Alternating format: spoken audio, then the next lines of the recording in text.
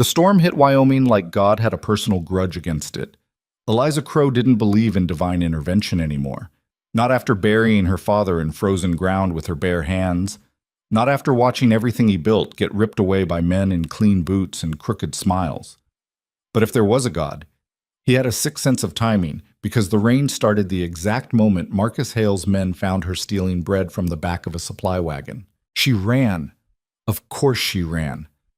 What else was a 23-year-old woman supposed to do when three armed men on horseback came thundering after her through the mud-slicked streets of a town that had already decided she didn't matter? Her feet slipped.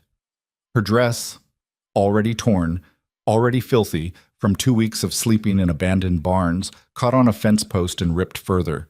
She heard the men laughing behind her, their voices cutting through the rain like knives. "You're just making it worse for yourself, girl." She didn't have the breath to answer. Her lungs burned. Her ribs, still bruised from the last beating, screamed with every step. The bread she'd stolen was already lost somewhere in the mud behind her, probably trampled by their horses. It didn't matter. Nothing she did seemed to matter anymore. The edge of town blurred past. Buildings gave way to open land, and that's when she knew she'd made a mistake. No witnesses out here. No one to hear anything. Just rain and darkness and men who'd been given permission to do whatever they wanted. Her boot caught in a rut. She went down hard, face first into mud that tasted like iron and rot.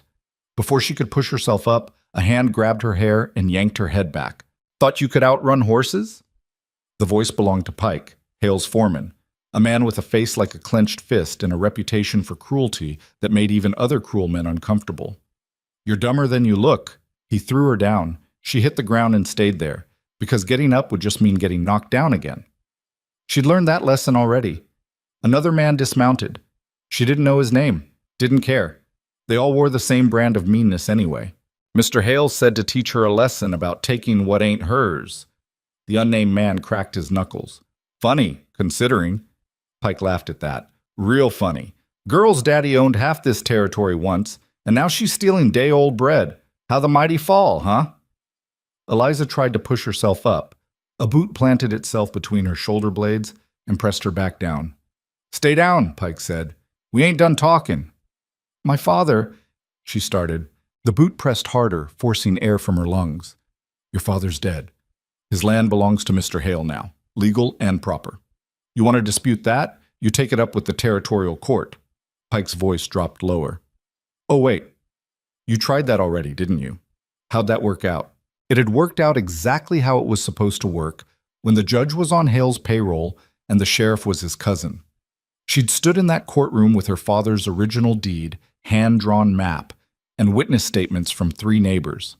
The judge had looked at it all for maybe 30 seconds before declaring the documents insufficient and the witnesses unreliable. She'd walked out of that courthouse with nothing but the clothes on her back and a burning certainty that the law was just another tool rich men used to take what they wanted. The boot lifted. She gasped, sucking in air and rain and mud. "Get her up," Pike said. Hands grabbed her arms, hauled her to her feet. Her legs barely held her. The third man, still mounted, leaned forward in his saddle, studying her like she was livestock. "She don't look like much now," he said. "Hard to believe she caused so much trouble." "Trouble?" Eliza's voice came out raw. "I asked for what's mine." Pike backhanded her. Her head snapped to the side, but blood filled her mouth. "What's yours?" Pike stepped closer. "Listen to me, girl. You got nothing. You are nothing. The sooner you accept that, the easier your life gets." She spat blood into the mud. "Go to hell." This time when he hit her, she went down and stayed down. The world tilted. Rain hammered her face. Somewhere far away, she heard one of the men say something about leaving her, about the cold doing their work for them. Then hoofbeats, fading, moving away. She lay in the mud and waited for the cold to finish what they'd started. Her father's face swam up through the darkness behind her eyelids. Not as he'd looked in the end, wasted by fever and grief, but as he'd been when she was small, strong, laughing, lifting her onto his shoulders so she could see over the crowd at the summer fair. "I'm sorry, Papa," she whispered. "I tried." The rain answered, only the rain, then a different sound. Footsteps. Slower than the horses. Deliberate. She managed to open one eye. A shape moved through the storm. A man on foot, leading a horse. Tall, broad-shouldered. He stopped a few feet away, and she waited for whatever came next. Another beating, a bullet, didn't matter anymore. "You planning to die there?" The voice was rough, Western, but not unkind. She didn't answer, couldn't. "Those Hale's men who just rode off?" Something in his tone made her look up properly. The man wore a long coat, dark with rain. His hat dripped water. In the dim light, she couldn't make out his face clearly, but she could see the rifle in his hand, held loose and ready. "If you're with them," she started. "Do I look like I'm with them?" He glanced down the road where Pike and his men had disappeared. "I know Pike. Known him 10 years. He's a bastard, but he ain't stupid enough to leave someone alive if Hale wanted them dead." The man looked back at her. "Which means either you ain't important enough to kill, or you got something he wants first."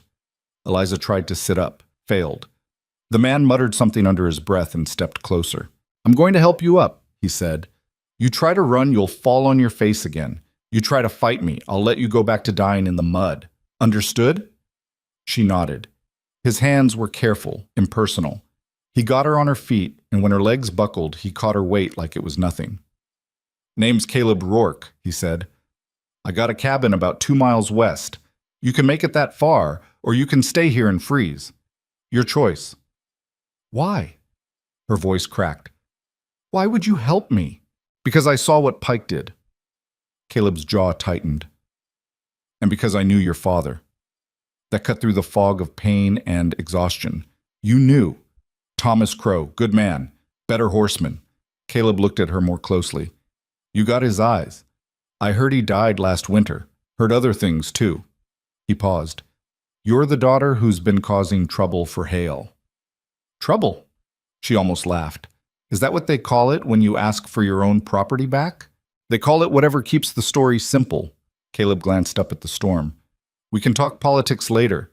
Right now you need dry clothes and something hot to drink, or you'll be dead before morning." She wanted to argue, wanted to tell him she didn't need help, didn't need anyone, but her body had other ideas. When he guided her toward his horse, she let him. When he lifted her into the saddle like she weighed nothing, she didn't fight it. The ride to his cabin blurred together, rain, darkness, the steady rhythm of the horse beneath her, Caleb's hand on her arm keeping her from falling. She drifted in and out, aware of pain but distant from it, like it was happening to someone else. The cabin appeared suddenly, a dark shape against darker trees. Caleb helped her down, half carried her to the door. Inside, he lit a lamp, and warm light pushed back the shadows. It was small. One room, basically, with a fireplace, a bed, a table, shelves of supplies. Clean, though. Organized. The home of a man who lived alone but hadn't given up on living. "Sit." Caleb pointed to a chair near the cold fireplace. She sat, watched as he built a fire with quick, practiced movements. Within minutes, flames crackled and heat began to spread. He disappeared into a corner, came back with a blanket and a towel. "Get out of those wet clothes," he said, turning his back. "There's a shirt on the bed that'll fit you better than that dress." "I'll heat some water for coffee." Eliza's hand shook as she peeled off her ruined dress. Everything hurt. The bruises on her ribs had bruises of their own. Her face felt swollen where Pike had hit her. But she managed to dry off, pull on Caleb's shirt. It hung to her knees, worn soft flannel that smelled like wood smoke and horse, and wrapped the blanket around herself. "Done," she said. Caleb turned back. If he had any thoughts about her appearance, he kept them to himself. He just nodded and went back to the fire, where a pot of water was already starting to steam. "How bad are you hurt?" "I'll live." "That's not what I asked." She touched her ribs gingerly. "Nothing broken, I think. I've had worse." His jaw tightened again, but he didn't comment. Just made coffee, poured 2 cups, handed her one. The first sip burned her split lip. The second one warmed her from the inside out. She wrapped both hands around the cup and let the heat seep into her fingers. "You said you knew my father," she said finally. "Worked with him 5-6 years ago. He needed someone to break a string of wild horses he'd bought off a Shoshone trader. I spent a summer on his land." Caleb sat in the other chair, cradling his own coffee. "He talked about you. Said you could outride most men and outstubborn all of them." Despite everything, Eliza felt her throat tighten. "He taught me." "I believe it." Caleb studied her over the rim of his cup. "What happened after he died?" She told him. Not everything. There were parts she couldn't talk about yet, maybe ever, but enough. Her father's illness, the debts he'd racked up trying to keep the ranch running, the way Marcus Hale had shown up at the funeral with papers claiming Thomas Crow had signed over the land to settle what he owed. Forgeries? Eliza said flatly. My father would never— I know, Caleb said. Thomas loved that land. It was his life's work. The judge didn't care. Hale had documents, I had my word. Guess which one carried more weight? So you've been doing what? Trying to prove the documents were fake? Trying to survive, mostly. She stared into her coffee. I had some money saved. It ran out. I've been staying in barns, taking work where I can find it, which isn't much, since everyone knows crossing me means crossing Hale. She looked up. Tonight I got desperate enough to steal. First time in my life I've stolen anything. And Pike caught you. Not exactly a master criminal. Her laugh was bitter. My father built something real. A ranch, a home, a future. And I can't even steal a loaf of bread without getting caught. Your father built something worth stealing, Caleb said quietly. That's why Hale wanted it. That land. It's got water rights, doesn't it? River access? She nodded. And good grazing. Some of the best in the territory. So Hale takes it, adds it to his holdings, controls more of the water supply. Caleb shook his head. Same story, different day. Man gets enough power, he figures the law is just decoration. You sound like you've seen it before. I've seen it everywhere. He stood, moved to the window, looked out at the rain. Spent time in Texas, Kansas, Colorado. It's always the same. Big man gets bigger, small folks get pushed out. Sometimes they fight back. Usually they lose. That's a hell of a bedtime story. You want comfort? I'm the wrong person. But his tone softened. You want the truth, though? Here it is. What Hale did to you and your father, it's legal robbery. The worst kind because it's got a judge's signature on it. He turned back to face her. Question is, what are you planning to do about it? Eliza met his eyes. I don't know.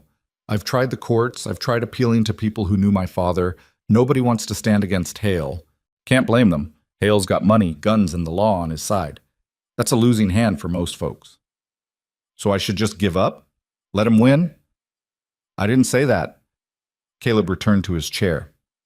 I'm saying you need to think different. Courts didn't work. Public opinion didn't work. What else you got? She wanted to answer, wanted to have some brilliant strategy ready. But the truth was, she'd been running on rage and desperation for so long, she'd stopped thinking past the next day. I don't know, she admitted. I've got a map my father drew, original deed documents I kept hidden, and I've got— She trailed off. What? There's a land office in Cheyenne. Federal, not territorial. My father filed his original claim there back in '67. If those records still exist, that's a big if. It's all I have. She set down her coffee cup. But I need money to get to Cheyenne. Money I don't have. And even if I get there, even if the records exist, what then? I bring them back and the same judge looks at them and says the same thing he said before. Caleb was quiet for a long moment. Outside, the storm was easing. The rain had gone from a hammer to a steady patter. Your father ever mention the Homestead Act? He asked finally. Of course. That's how he claimed the land originally. Right. Federal law, which means federal jurisdiction. Caleb leaned forward. Territorial judges can rule on property disputes, but they can't invalidate federal land grants. Not without cause that'd hold up in a higher court. Eliza felt something stir in her chest. Not quite hope, but close. You're saying if I can prove my father's original claim was legitimate, I'm saying maybe you've been fighting in the wrong arena. Hale's got this territory locked down, but he can't buy every federal judge between here and Washington. That's a long shot. Better than no shot at all. She studied him across the firelight. Why are you helping me? You don't know me. You don't owe me anything. Caleb was quiet for a moment. When he spoke, his voice was careful. Your father helped me once. I was breaking horses for a rancher outside Laramie. Man turned out to be running stolen stock. I didn't know. Wouldn't have taken the job if I had. But when the law came looking, I was the one holding his horses. What happened? Thomas vouched for me. Told the marshal I'd worked for him. Said I was honest. The marshal believed him. Caleb looked at her steadily. I owed your father. Now I owe you. That's all.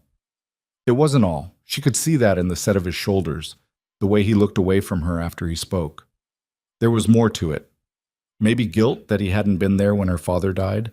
Maybe his own grievances with men like Hale. But she didn't push. "Thank you," she said simply. He nodded, stood. "You should rest. Take the bed. I'll sleep in the chair." "I can't." "You can, and you will. You're half dead already." His tone left no room for argument. "Tomorrow we'll figure out next steps. Tonight, you sleep." She was too tired to fight him, too tired to do anything but cross the small room, sink onto the bed, which was more comfortable than anything she'd slept on in weeks, and let her eyes close. Sleep came fast, dragged her under like a river current. But just before it took her completely, she heard Caleb moving around the cabin, heard the scrape of his chair as he positioned it between her and the door, heard the quiet click as he checked his rifle, keeping watch. She wanted to tell him it wasn't necessary, wanted to say Pike wouldn't come back, that Hale's men had made their point, but even half asleep, she knew better. This wasn't over. It was barely beginning. But Eliza woke to daylight and the smell of bacon. For a confused moment, she didn't know where she was. Then memory crashed back, the storm, Pike, Caleb. She sat up too fast, and her ribs reminded her exactly how badly she'd been hurt. "Easy." Caleb's voice came from near the fireplace, where he was cooking. "You've been out 12 hours. Your body's trying to heal." 12 hours. She looked toward the window. Sun was well up. No sign of yesterday's storm except muddy ground and dripping trees. "I should go," she said, swinging her legs off the bed. "Go where?" Good question. She had no answer. Caleb brought over a plate. Bacon, eggs, bread that looked fresh. "Eat first, plan second." Her stomach, which had been empty for days, made the decision for her. She ate. He'd cooked the eggs perfectly, the bacon crisp, and the bread had butter. Real butter. Not the rancid lard she'd been scraping from other people's garbage. "This is good," she said around a mouthful. "Don't sound so surprised." But he looked pleased. When she'd finished, cleaned the plate so thoroughly there was nothing left but grease, Caleb refilled her coffee and sat across from her. "I've been thinking about Cheyenne," he said. "You don't have to." "Let me finish." He held up a hand. "You're right that you need those federal records. But riding into Cheyenne alone with Hale's people watching the roads, you wouldn't make it 5 miles. So what are you suggesting?" "I go with you." She stared at him. "Why would you do that?" "Because I'm not using the land I've got, and I've got enough money to get us there and back." He met her eyes. "And because what Hale did to your father is the kind of thing that needs answering." "You'd risk your life for that?" "I've risked my life for less." Eliza wanted to argue, wanted to tell him this wasn't his fight. But the truth was, she needed help, needed it desperately, and Caleb was offering it without asking for anything in return. "All right," she said finally, "but if this goes sideways, if it goes sideways, we'll handle it together." Caleb stood, started gathering supplies. "We'll leave tomorrow morning. Take today to rest, get your strength back. I've got preparations to make anyway." "What kind of preparations?"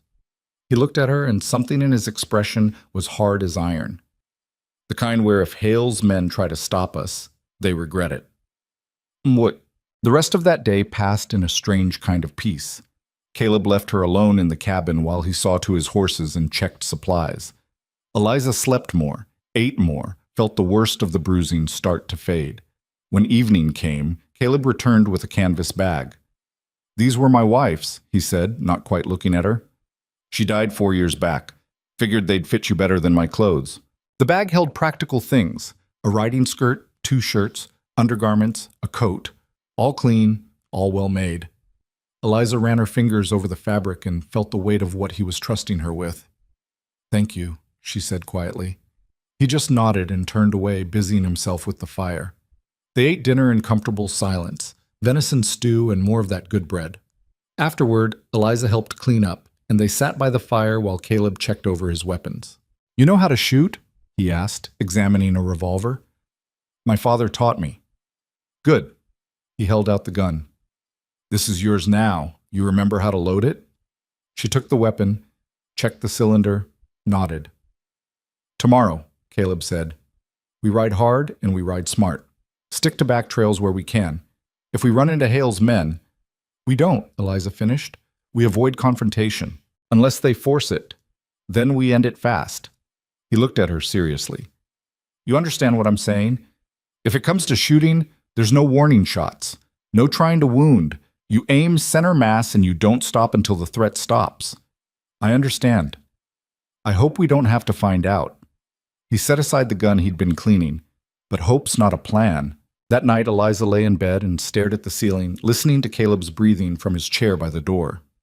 Tomorrow, they'd start a journey that could give her back everything she'd lost, or could get them both killed. Either way, it was better than dying in the mud. She touched the revolver Caleb had given her, felt its weight, its reality. Her father had taught her to shoot tin cans off fence posts, targets that didn't shoot back. She wondered if she could actually pull the trigger when it mattered, when the target was a man who wanted her dead. She'd know soon enough. Outside, a coyote called. Another answered. The sound carried across the dark prairie, lonely and wild. Eliza closed her eyes and tried to sleep. Tomorrow, everything would change. They left before sunrise, when the world was still gray and the cold bit through even Caleb's dead wife's coat. Eliza's breath came out in clouds as she checked the saddle on the mare Caleb had given her, a sturdy bay with kind eyes and a temperament that suggested she'd carried plenty of nervous riders before. She's steady, Caleb said, leading his own horse out of the small barn. Won't spook easy. You remember how to handle rough terrain? I grew up on a ranch. That's not what I asked. Eliza swung into the saddle, and her ribs protested but held. I can handle it. Caleb studied her for a moment, then nodded. He mounted his own horse, a big gray gelding that looked like it could run through a wall without noticing, and pointed southeast. We'll avoid the main road. There's a trail through the foothills that'll take us most of the way. Longer, but quieter. He glanced at her. You feel sick, you get tired, you tell me. Pride's not worth dying over. I'll be fine. Sure you will. But his tone wasn't mocking, just careful. They rode out as the sun broke over the horizon, turning the muddy ground to gold. The storm had scrubbed the air clean, and everything smelled like wet earth and pine. Under different circumstances, Eliza might have enjoyed it. As it was, she kept one hand near the revolver at her hip and her eyes on the trail ahead. The first few hours passed quietly. They stuck to game trails and creek beds, places where the ground was soft enough that their tracks would fade fast. Caleb rode like a man who'd spent his whole life in the saddle, easy, alert, reading the land like it was a book written just for him. Around midday, they stopped to rest the horses near a stream. Eliza dismounted stiffly, trying not to show how much everything still hurt. Drink, Caleb said, handing her a canteen, and eat something. She did both. The water was cold and clean. The dried beef he'd packed was tough but edible. How far to Cheyenne? She asked. 3 days if we don't run into trouble. 4 if we do.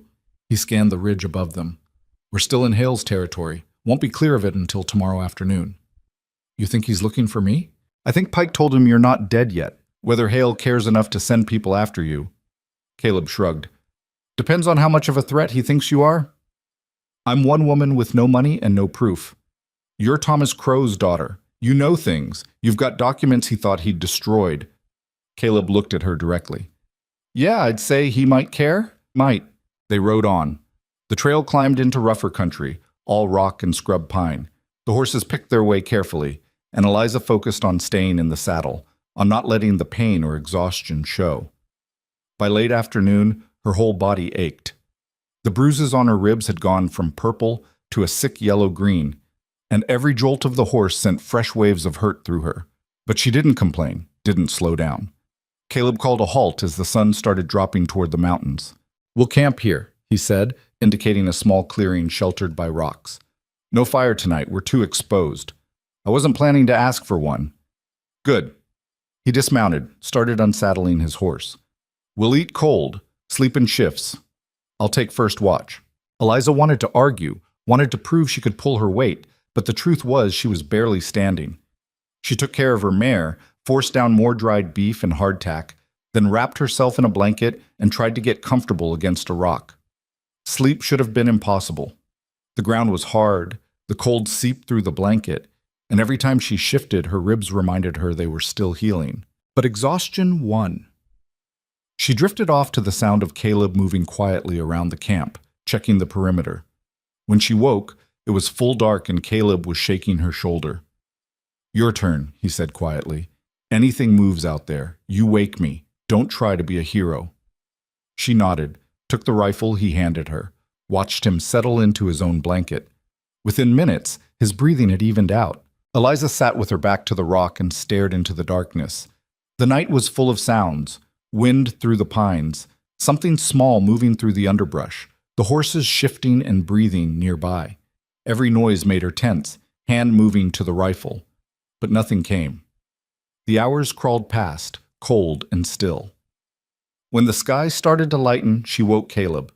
He opened his eyes instantly, fully alert, and she wondered what kind of life had taught him to sleep like that. "Anything?" he asked. "Quiet." "Good." He stood, worked the stiffness from his shoulders. "Let's move. We want to be out of this area before full light."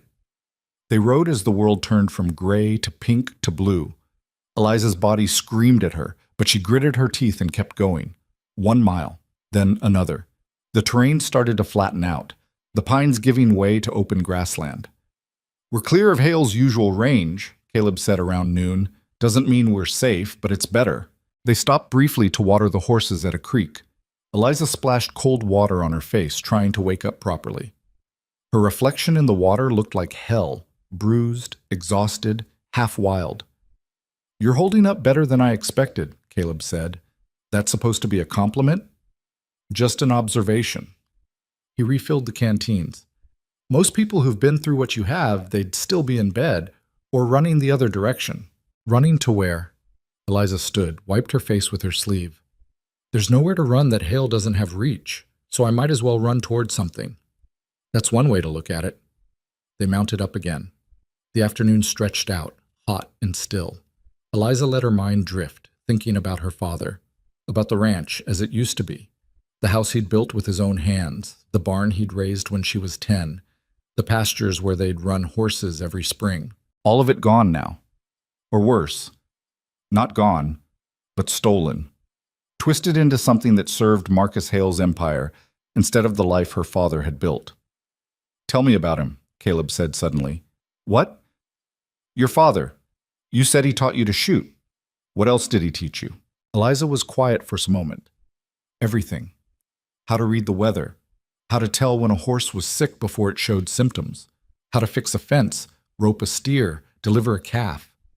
She smiled despite herself. "How to play poker, and how to lose gracefully." "He sounds like a good man." "He was the best man I ever knew." Her smile faded. "Which is why watching him die knowing he'd lost everything, it broke something in him. At the end, he wasn't himself anymore, just angry and scared and sad." "That's not how you remember him, though." "No." She looked out at the horizon. "I remember him laughing, teaching me to dance even though he had 2 left feet, singing off-key while he worked, building things." She paused. "Making a life out of nothing but dirt and determination. That's worth fighting for. Even if the fight's already lost." Caleb turned in his saddle to look at her. "Is it lost?" "I don't know." Honest answer. "Some days I think I'm just too stubborn to quit. Other days I think stubbornness is all I've got left. Stubbornness and a rightful claim to land worth killing for." Caleb faced forward again. "That's more than most people start with." They rode until dusk, then made another cold camp in a depression that hid them from the road. Eliza's whole body had gone numb, not from cold, but from exhaustion so deep it felt like drowning. She ate without tasting, drank without feeling the water, wrapped herself in the blanket and closed her eyes. This time, Caleb didn't wake her for a watch. When she opened her eyes, it was morning and he was already breaking camp. "You should have woken me," she said, sitting up too fast and immediately regretting it. "You needed the sleep more than I needed help watching an empty prairie." He handed her coffee, actual coffee, hot and strong. "Drink that. We've got a long day ahead." The coffee was a miracle. Eliza wrapped both hands around the tin cup and let the warmth seep into her.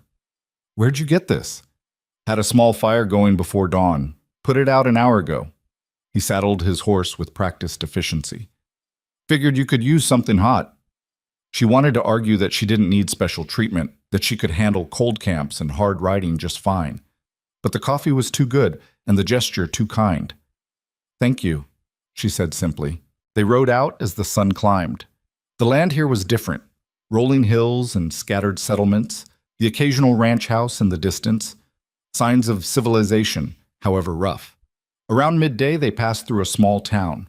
Caleb kept them to the outskirts, avoiding the main street, but Eliza caught glimpses of normal life, people working, children playing, a woman hanging laundry. It felt like another world, one where women didn't sleep in the dirt or run from men with guns. "You want to stop?" Caleb asked, noticing her looking. "No." She tore her eyes away. "Let's keep moving." They bought supplies at a general store on the edge of town. More dried goods, coffee, a few cans of beans. The proprietor, an old man with suspicious eyes, watched them carefully but took their money without comment. Back on the trail, Eliza felt the weight of those suspicious eyes following them. "He'll remember us," she said. "Probably." Caleb didn't sound concerned. "But he doesn't know who we are or where we're going. And even if someone asks, all he can say is 2 people bought supplies and rode east." "East toward Cheyenne." "East toward anywhere." Caleb adjusted his hat. "Stop borrowing trouble. We've got enough of our own." That night they made camp in a stand of cottonwoods near a dried-up creek bed. Caleb deemed it safe enough for a small fire, and Eliza nearly wept at the warmth. "You're tougher than you look," Caleb said, heating beans in a pan. "I look pretty tough right now." "You look like you got beat half to death and then rode for 3 days straight." He stirred the beans. "Most people would have quit by now." "Most people have somewhere to quit to."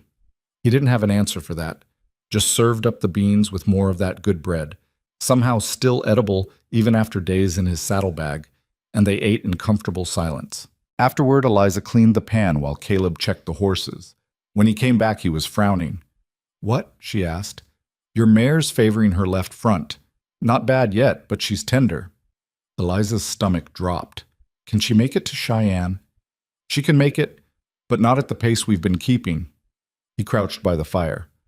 "We'll need to slow down tomorrow. Give her time to work it out." "That adds another day."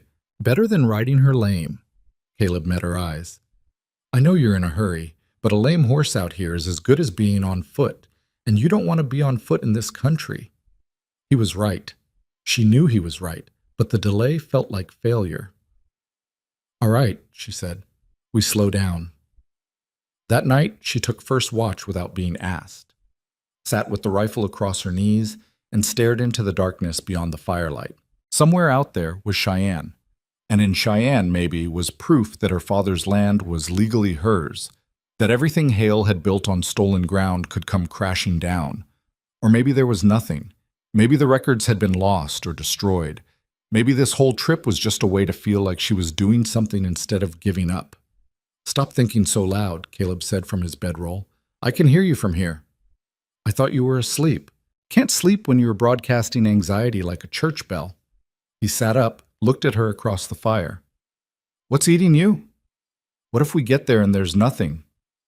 Then we figure out the next move." "What if there is no next move?" Caleb was quiet for a long moment. "You want the truth?" "Always." "There's always a next move. Always. Even if it's just surviving another day." He lay back down.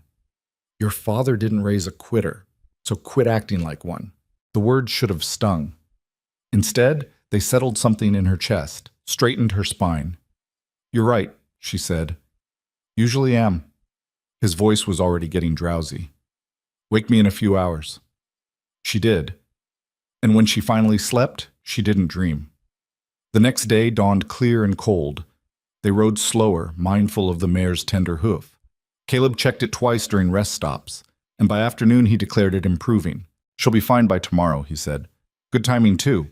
We should reach Cheyenne by evening." Eliza felt her heart rate pick up. Tomorrow. Everything would change tomorrow. They made camp early, in a grove of aspens that shivered in the breeze.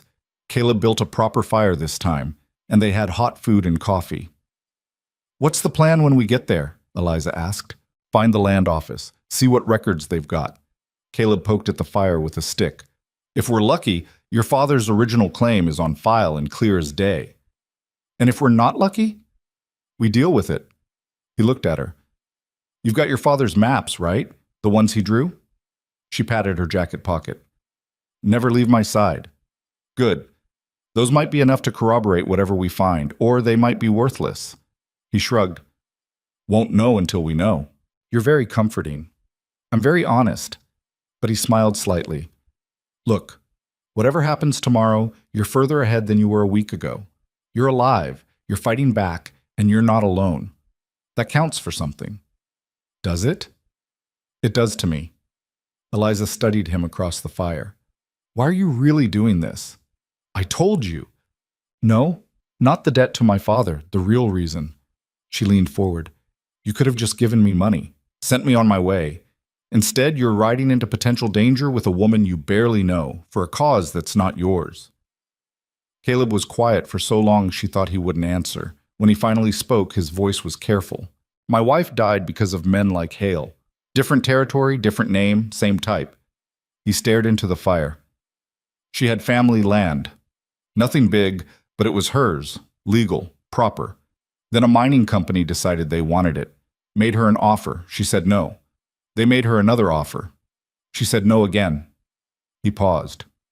Eliza waited. They burned our cabin while I was gone. She was inside. His jaw worked. By the time the law got involved, the mining company had paperwork saying she'd sold, forged signature, bought witnesses, the whole thing. I tried to fight it, spent 2 years trying, got nowhere. I'm sorry, Eliza said quietly.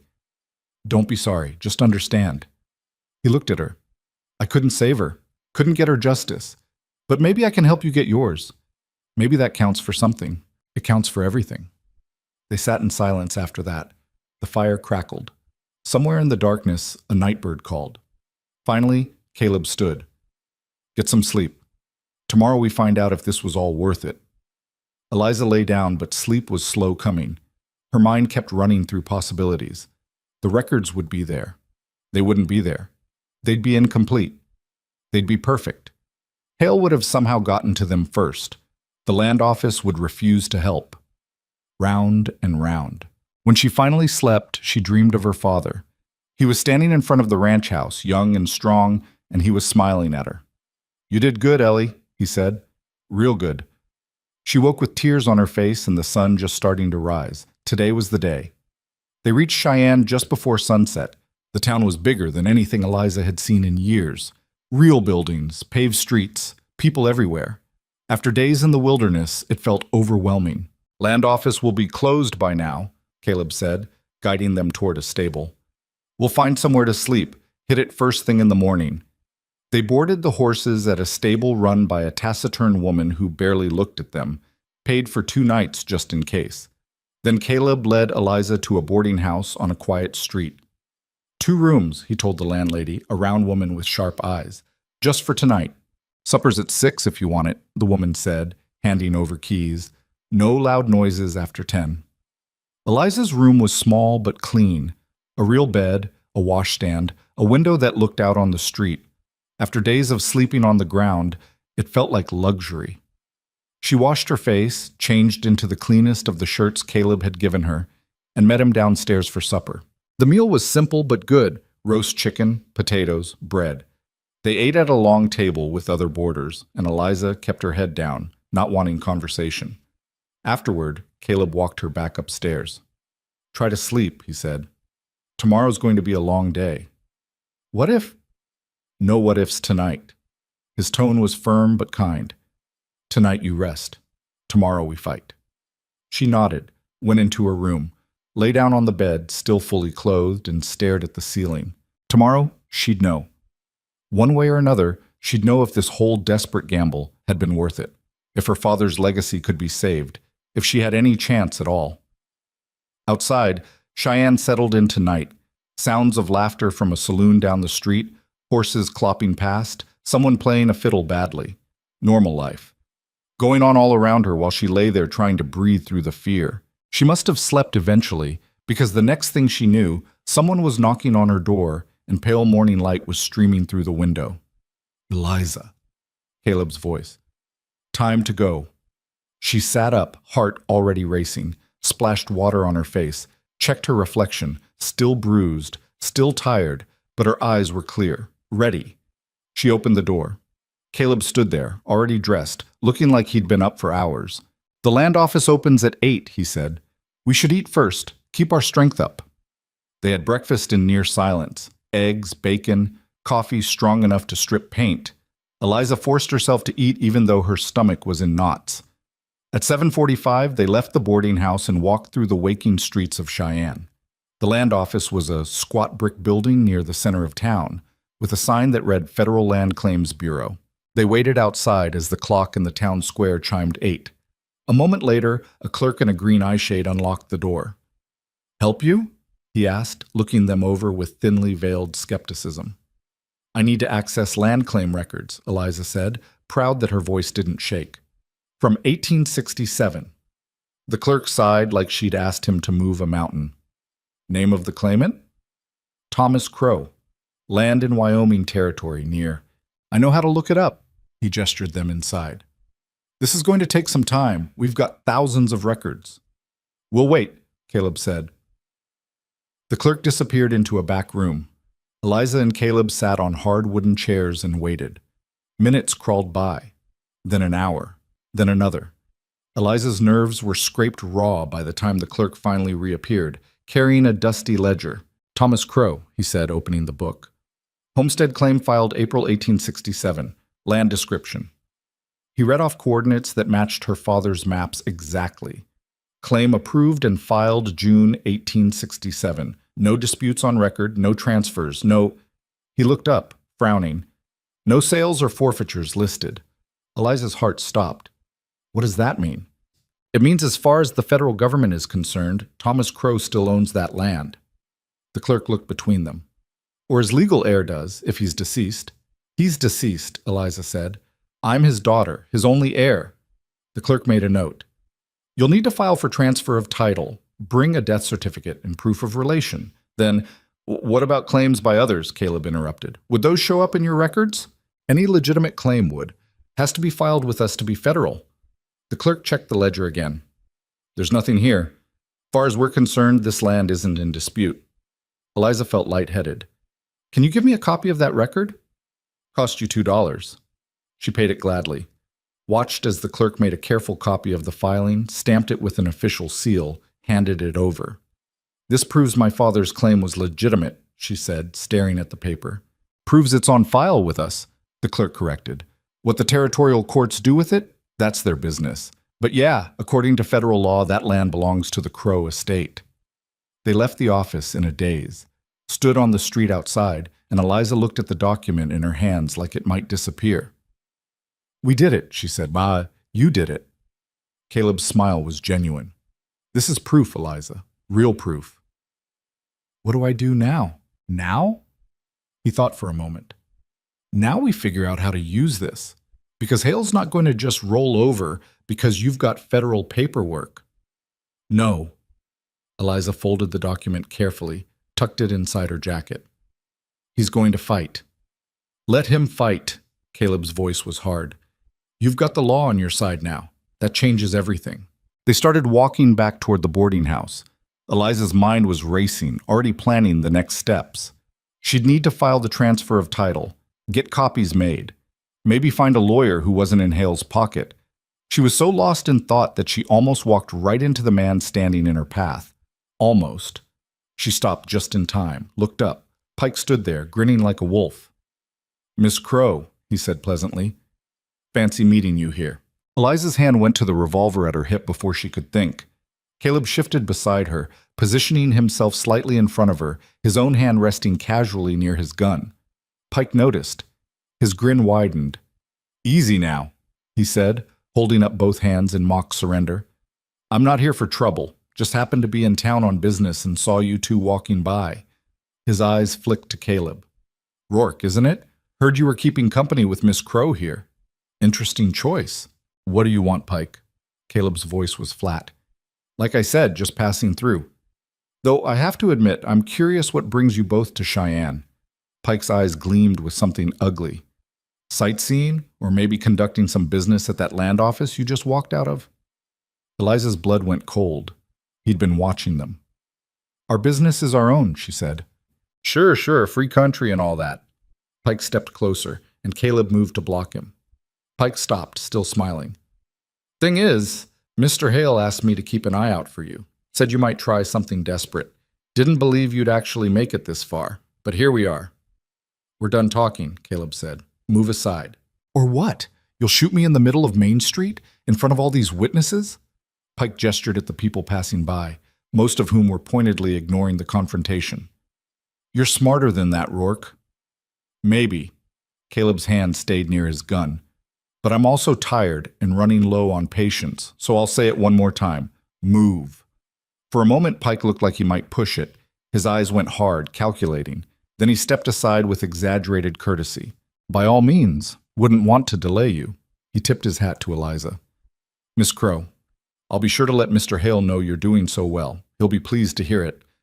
They walked past him, and Eliza felt his eyes on her back like a target. She didn't look back, didn't run, just kept walking with Caleb at her side until they turned the corner. He knows, she said quietly. Yeah. Caleb kept scanning the street. Question is, what's he going to do about it? Tell Hale. Who'll send more men. Probably. Caleb steered them toward a busier street. We need to move fast, get those copies made, file the transfer papers, and get out of town before Hale can organize a response. That'll take days. Then we make it take hours. He looked at her. How badly do you want this? You know how badly. Then we don't sleep until it's done. They spent the rest of the day in a blur of bureaucracy. Eliza filed for transfer of title at the land office, paid the fees, provided what documentation she had.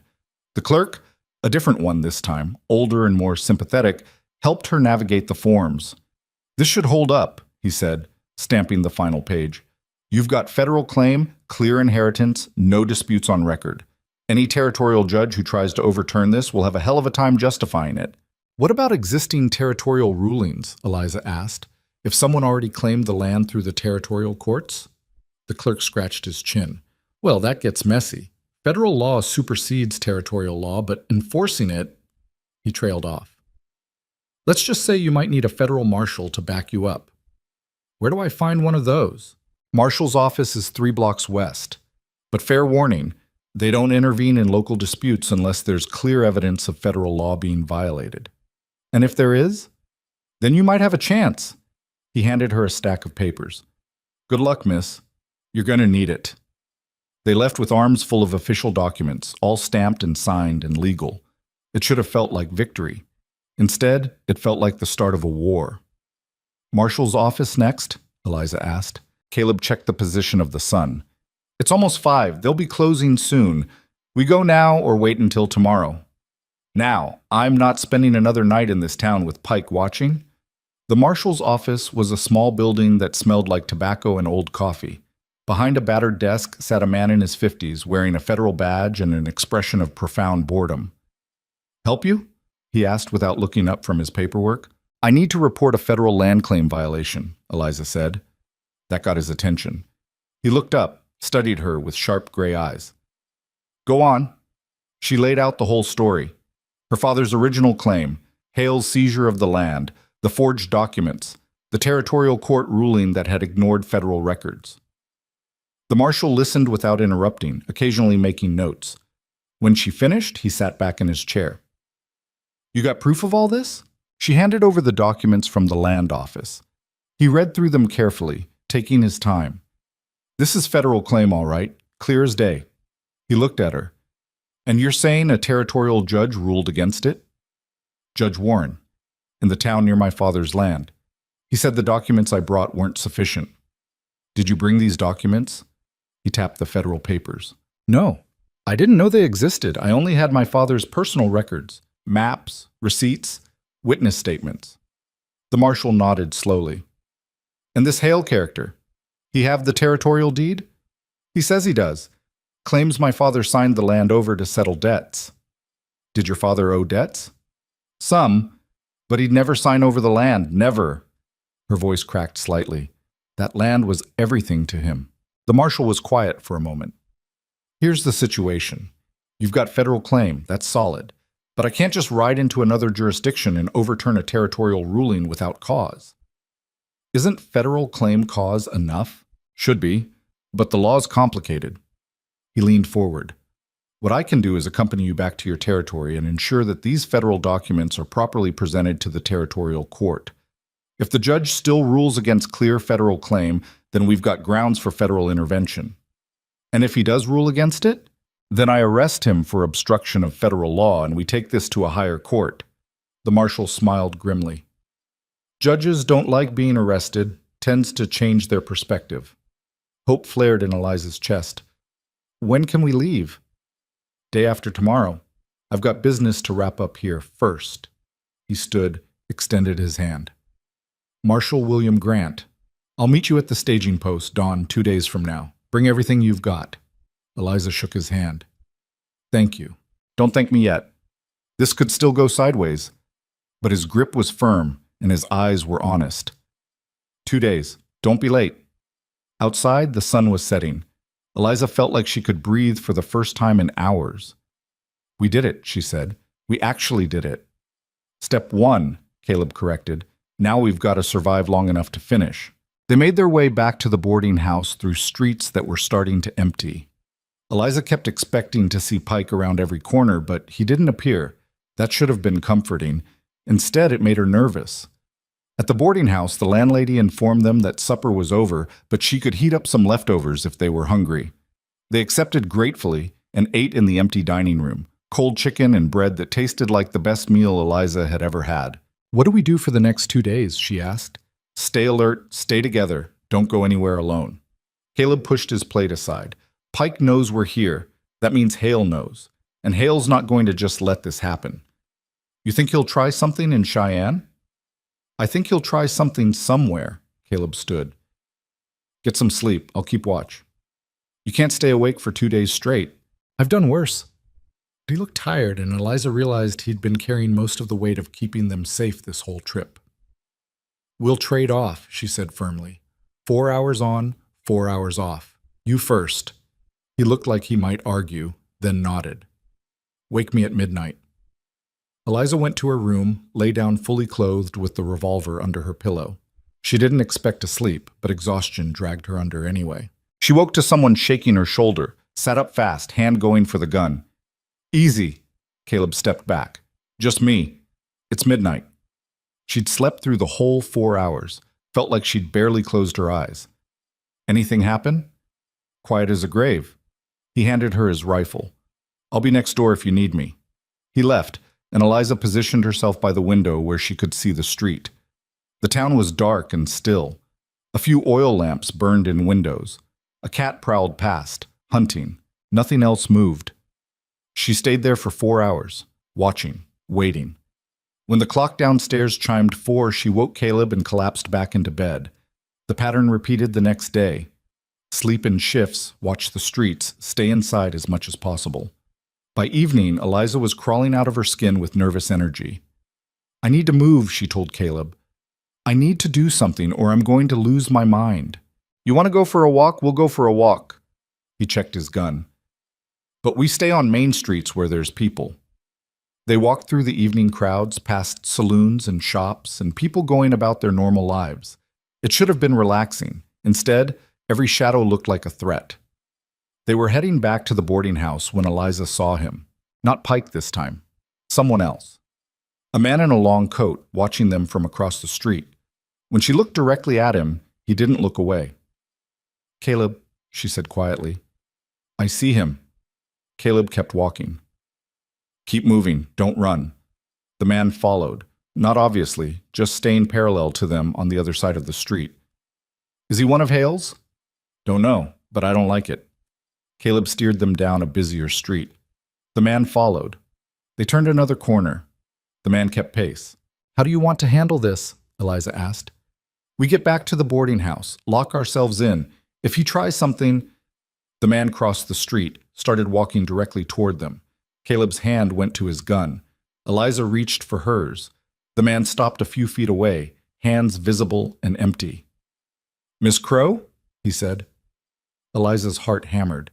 Who's asking? Name's Carter. I work for your neighbor, Mrs. Jameson. She asked me to find you if I could. Eliza's mind raced. Mrs. Jameson had been one of the witnesses who'd testified about her father's land claim. The territorial court had dismissed her testimony as unreliable. "What does she want?" Eliza asked carefully. "She heard you were in Cheyenne, wanted me to give you this." He held out an envelope. "Said it was important." Caleb took it, opened it carefully. Inside was a single sheet of paper covered in neat handwriting. He read it, then handed it to Eliza. The letter was brief. "Miss Crow, I have documents your father gave me for safekeeping before he died. Papers he said might be important if anything happened to him. I didn't bring them to court because Judge Warren made it clear he didn't want to hear from me. But if you still need them, they're yours. Come to my home or send word. E. Jameson." Eliza looked up at Carter. "When did she write this?" "2 days ago. Heard you were headed this way and asked me to track you down." He shifted his weight. "She's a good woman. Felt bad about what happened with your father's land." "Tell her thank you," Eliza said. "Tell her I'll come see her as soon as I can." Carter nodded, tipped his hat, and walked away. Eliza stared at the letter in her hands. "More documents," she said. "Whatever my father gave her for safekeeping. Could be important, could be nothing." Caleb started walking again. "But Mrs. Jameson lives near your father's land, doesn't she?" "About 5 miles from it. So to get these documents, we'd have to go back into Hale's territory." "Yes." Eliza folded the letter carefully. "But if these papers prove forgery, if they show Hale's fraud, then we've got him." Caleb looked grim. "Or we walk into a trap and get ourselves killed."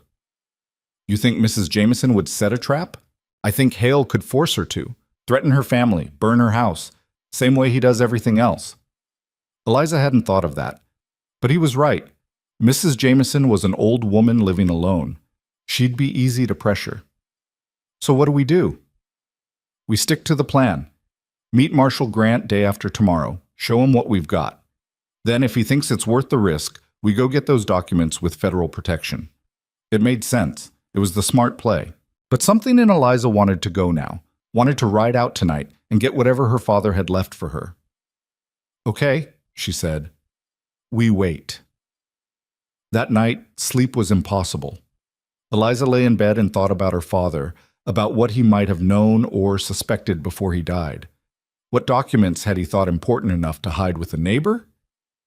When dawn finally came, she was already dressed and packed. One more day. Then they'd leave Cheyenne with a federal marshal and the law on their side. One more day. She met Caleb downstairs for breakfast. The boarding house was busy with guests, and they found a corner table where they could watch the room. "How'd you sleep?" Caleb asked. "I didn't." "Same."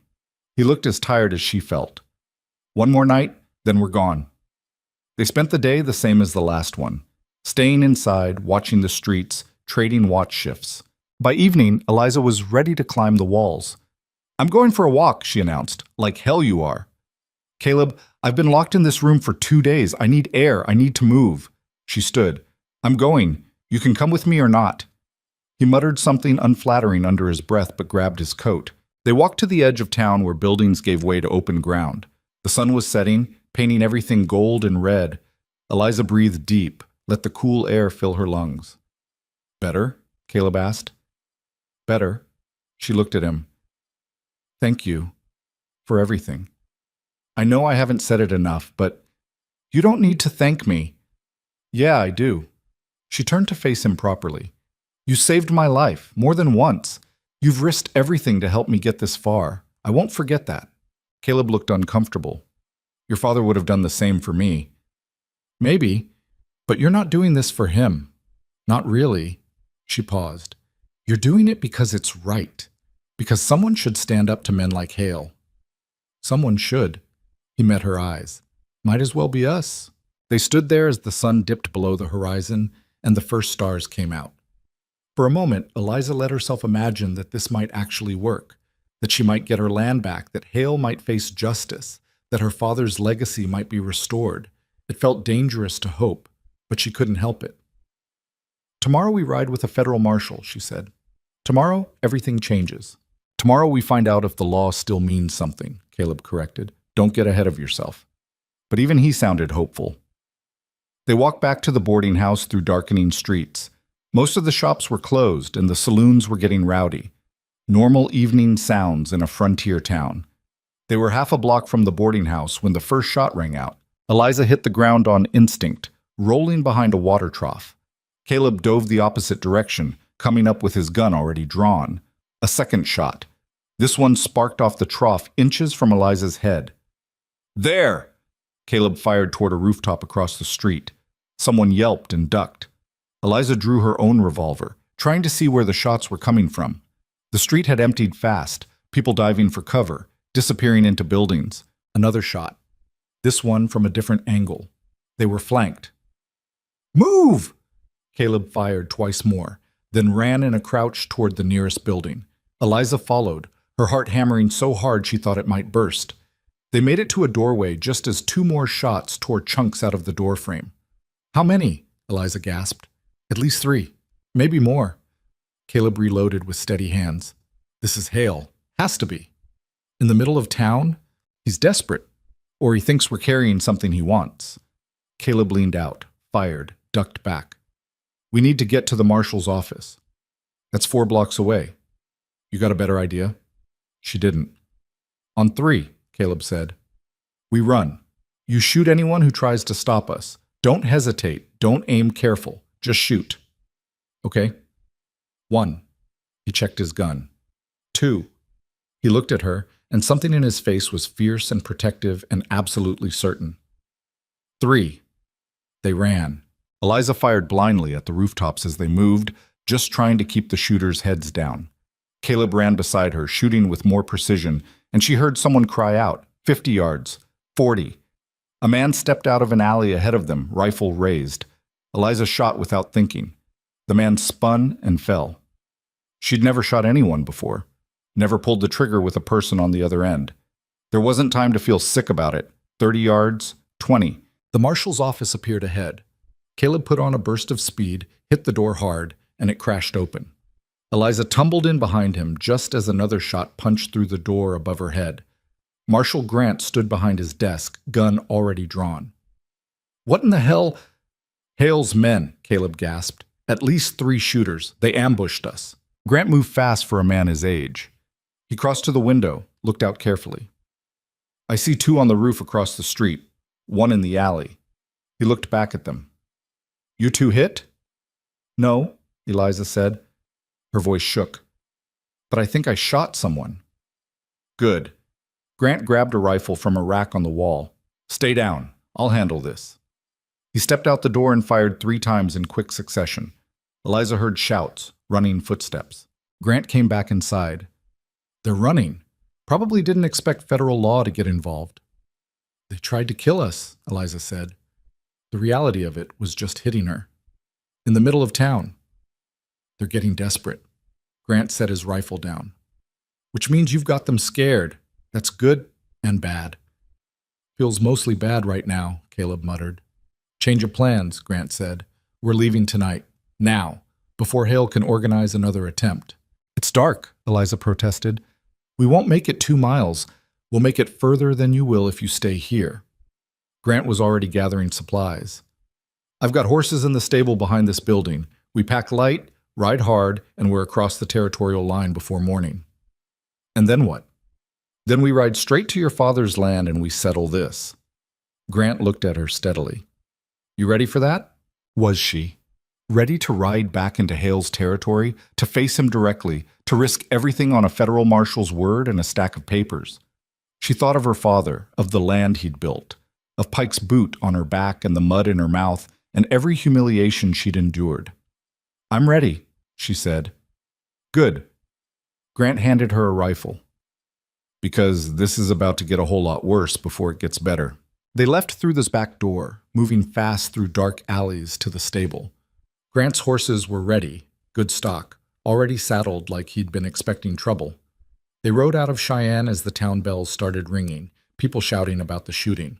No one tried to stop them. No one even saw them leave. The moon was up, half full, giving just enough light to see the trail. Grant set a hard pace, and Eliza focused on staying in the saddle, on keeping up. Behind them, Cheyenne faded into the darkness. Ahead, somewhere in the night, was her father's land. And Marcus Hale. And finally, after months of running and hiding and barely surviving, Eliza was riding toward him instead of away. It should have terrified her. Instead, it felt like coming home.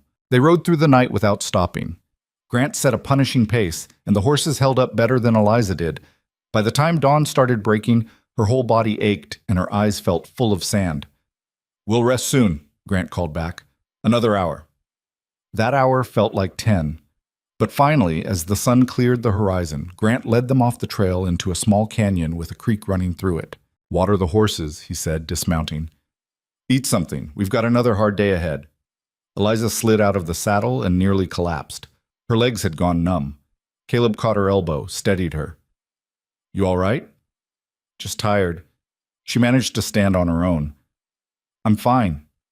They saw to the horses first, then ate dried meat and hardtack while Grant studied a map. "We're making better time than I expected," he said. "If we keep this pace, we'll reach your father's land by tomorrow evening." "And then?" Eliza asked. "Then we find Judge Warren and we present your federal claim, along with me standing there in a federal badge." Grant folded the map.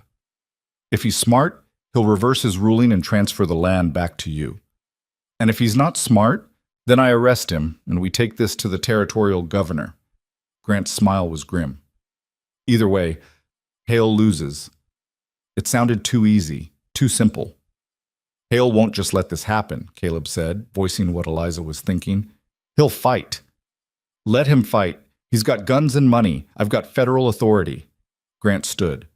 "We rest for 2 hours, then we ride." Eliza found a spot in the shade and tried to sleep. Her mind wouldn't settle. She kept seeing that man in the alley, the one she'd shot. Kept wondering if he'd lived or died. Kept telling herself it didn't matter, that it was him or her. But it mattered. She must have dozed eventually because Caleb was shaking her shoulder and the sun had moved. "Time to go," he said. They mounted up and rode on. The land around them started looking familiar, the specific shape of distant mesas, the way the creek bent, the scattered cottonwoods. They were getting close. As afternoon faded to evening, Grant called a halt. "We'll camp here tonight. Go in fresh tomorrow morning." He looked at Eliza. "You know where Judge Warren lives?" "In town, above the general store." "And Hale?" "He's got a big house 5 miles west of town, near my father's land." "Her land," she corrected herself. "Her land. We'll go to the judge first, get the ruling reversed, then we'll deal with Hale." Grant started setting up camp. "Get some rest. Tomorrow's the day everything comes to a head." Eliza lay in her bedroll and stared up at the stars. Tomorrow. After everything, after all the running and fighting and bleeding, tomorrow she'd stand in front of Judge Warren with federal law on her side and demand justice. She wondered what her father would think, if he'd be proud or worried, or both. She fell asleep thinking of him, and in her dreams, he was smiling. They rode into town just after sunrise, when the streets were still mostly empty except for a few shopkeepers opening up and a dog nosing through trash behind the saloon. Eliza felt eyes on them immediately, people peering through windows, a man sweeping the boardwalk who stopped mid-stroke to stare. News would reach Hale within the hour, maybe sooner. Grant didn't seem concerned. He rode straight down the main street like he owned it, badge catching the morning light. Caleb stayed close to Eliza, hand resting near his gun. They tied their horses in front of the general store. The building looked exactly as Eliza remembered. Weathered wood, fading paint, a sign that read Warren's General Goods and Sundries. Judge Warren owned the store. Ran it when he wasn't presiding over the territorial court in the back room. Grant dismounted, straightened his coat. "Let me do the talking. You back me up with documentation when I ask for it. Otherwise, stay quiet." "What if he refuses?" Eliza asked. "He won't." Grant's voice was hard. "Not with me standing there." They climbed the exterior stairs to the second floor where Warren kept his living quarters. Grant knocked firmly on the door. Nothing. He knocked again, harder. A woman's voice came from inside. "Who is it?" "Federal Marshal William Grant. I need to speak with Judge Warren. Official business." A pause. Then the door opened a crack, and a pale woman in a faded dressing gown peered out. Mrs. Warren. Eliza recognized her from town gatherings years ago. "The judge isn't here," Mrs. Warren said. "He left before dawn. Said he had business at the Hale Ranch. Grant's jaw tightened. When will he be back? He didn't say. Mrs. Warren's eyes flicked to Eliza, and something in her expression shifted. Recognition, maybe. Or pity. You might try the ranch. It's about 5 miles west. I know where it is, Grant said. Thank you, ma'am. They descended the stairs. On the street below, more people had appeared. Word was spreading fast. He ran, Caleb said quietly. Soon as he heard you were coming, or Hale summoned him. Grant untied his horse. Either way, we're going to the ranch. If Warren's there, we'll serve him the federal documents in front of Hale. If he's not, we'll deal with Hale directly. That's a bad idea, Eliza said. Hale's got maybe 20 men working for him, all armed. We ride in there. We ride in there with federal authority. Grant swung into the saddle. Hale can have 100 men. Doesn't change the law. Eliza wanted to argue, wanted to point out that the law hadn't protected her father or anyone else who'd stood against Hale. But Grant was already riding, and staying here meant giving up. They headed west out of town. The road was familiar. Eliza had ridden it 1,000 times growing up. Past the Turner place, now abandoned. Past the creek where she'd learned to fish. Past the fence line that marked the edge of what used to be her father's land. Her land, she reminded herself. Still her land according to federal law. The Hale Ranch appeared in the distance, a sprawling house, multiple barns, corrals full of cattle and horses. It had been a modest operation when Hale first arrived in the territory 10 years ago. Now it looked like a small empire, built on stolen ground. As they approached, men appeared from the barns and bunkhouse, not threatening yet, but watching, counting. Eliza counted too. She saw at least 15, and there were probably more inside. Grant rode straight to the main house and dismounted. Before he could knock, the door opened. Marcus Hale stood in the doorway. Eliza had seen him before, of course. At her father's funeral, all false sympathy, an expensive suit. In the courthouse, sitting behind the prosecutor with that satisfied smile. But she'd never been this close, never looked him in the eye directly. He was younger than she'd expected, maybe 45, with graying hair and a face that might have been handsome if it wasn't so cold. He wore ranch clothes, but they were too clean, too new. A man playing at being a cattleman. Marshal Grant? Hale said pleasantly. This is unexpected. What brings federal law to my doorstep? I'm looking for Judge Warren. I was told he came out here this morning. Did he? Hale's expression didn't change. I haven't seen him. Perhaps your information was mistaken. Perhaps. Grant's tone made it clear he didn't believe that for a second. While I'm here, though, I have some documents to deliver concerning land ownership in this territory. Really? Hale's eyes flicked to Eliza. Miss Crow, I heard you were in Cheyenne. Caused quite a bit of excitement, from what I understand. Eliza kept her mouth shut. Let Grant handle this. The excitement, Grant said, was attempted murder. Miss Crow was ambushed by gunmen, in broad daylight, on a federal street. How terrible! Hale's voice dripped false concern. I hope you caught the responsible parties. Working on it. Grant pulled out the documents from the Federal Land Office. In the meantime, I'm here to inform you that the land you currently claim, specifically the former Crow homestead, has been verified as federal claim belonging to Thomas Crow, filed and approved in 1867.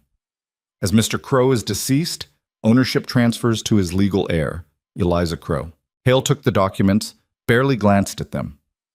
I'm afraid there's been a misunderstanding, Marshal. I have a legitimate deed to this property, signed by Thomas Crow himself, witnessed and notarized. The territorial court has already ruled on this matter. Federal law supersedes territorial court in matters of land claims. Grant's voice didn't rise, but it got harder. The territorial ruling is void. Is it? Hale handed the documents back. I think you'll find that Judge Warren, who presides over this territory, might disagree, as would the territorial governor and the land commissioner, all of whom have reviewed my claim and found it legitimate. All of whom are in your pocket, Eliza said before she could stop herself. Hale's smile widened. Miss Crow, still making wild accusations, I see. Your father had the same problem, couldn't accept when he'd lost. My father didn't lose, you stole from him. I purchased land from a desperate man who owed more than he could pay. That's not theft. That's business. Hale's tone was condescending, like explaining something to a child. I understand you're emotional. Grief can cloud judgment. But the facts are clear. This land is mine, legally acquired and properly documented. With forged papers, Eliza said. Prove it. Hale's eyes went cold. Oh, wait, you can't. Because you have no proof. Just conspiracy theories and a dead man's land that you couldn't hold on to. Grant stepped between them. Mr. Hale, I'm not here to argue. I'm here to inform you that federal records show clear ownership by the Crow estate. You can dispute that in federal court if you choose. But until you do, this land legally belongs to Miss Crow. The territorial court has already ruled otherwise. Then the territorial court is in violation of federal law. Bold claim. Hale looked past Grant to his men, who had drifted closer during the conversation. Tell me, Marshal, how exactly do you plan to enforce this? You going to arrest me, evict me from my own property? If necessary. Hale laughed. You and what army? You're one man. I've got 20 armed employees who'll testify that you're trespassing and threatening a lawful landowner. Who do you think the territorial authorities will believe? The territorial authorities don't override federal law. Maybe not in theory. Hale's smile was razor thin. But in practice, out here, federal law is whatever I say it is. The men around them shifted. Hands drifted toward guns. The air got thick with tension. Caleb moved his horse slightly, positioning himself with a clear line of fire. Eliza's hand went to her revolver. Grant didn't move. Didn't blink. You threatening a federal officer, Mr. Hale? Not at all, just stating facts. Hale gestured broadly. You're welcome to take this to a higher court. File whatever complaints you want. But until a federal judge tells me otherwise, in person, with an eviction order, I'm staying right here on land I legally own. The documents mean nothing without enforcement, and you can't enforce them. Not here, not now. Hale's voice went hard. So here's what's going to happen. You're going to get back on your horses and ride out of here. Miss Crow can file whatever appeals she wants in whatever courts will hear her. But this land stays mine until a court with actual power says different. That's not how this works, Grant said. That's exactly how this works. Hale stepped back toward his door. You've delivered your documents. You've stated your case. Now get off my property before I have you removed for trespassing. You can't I? Hale looked at his men. Boys, the marshal and his friends are leaving now. Make sure they find their way out. Politely, of course. The men closed in. Not threatening, not yet. But their message was clear. Grant's hand went to his gun. So did Caleb's. For a long moment, nobody moved. Then Grant exhaled slowly. This isn't over, Hale. No, it's not, Hale's smile returned. But it's over for today. Good luck getting anyone in this territory to enforce your federal claim. I own the judge. I own the sheriff. I own everyone who matters. He looked at Eliza.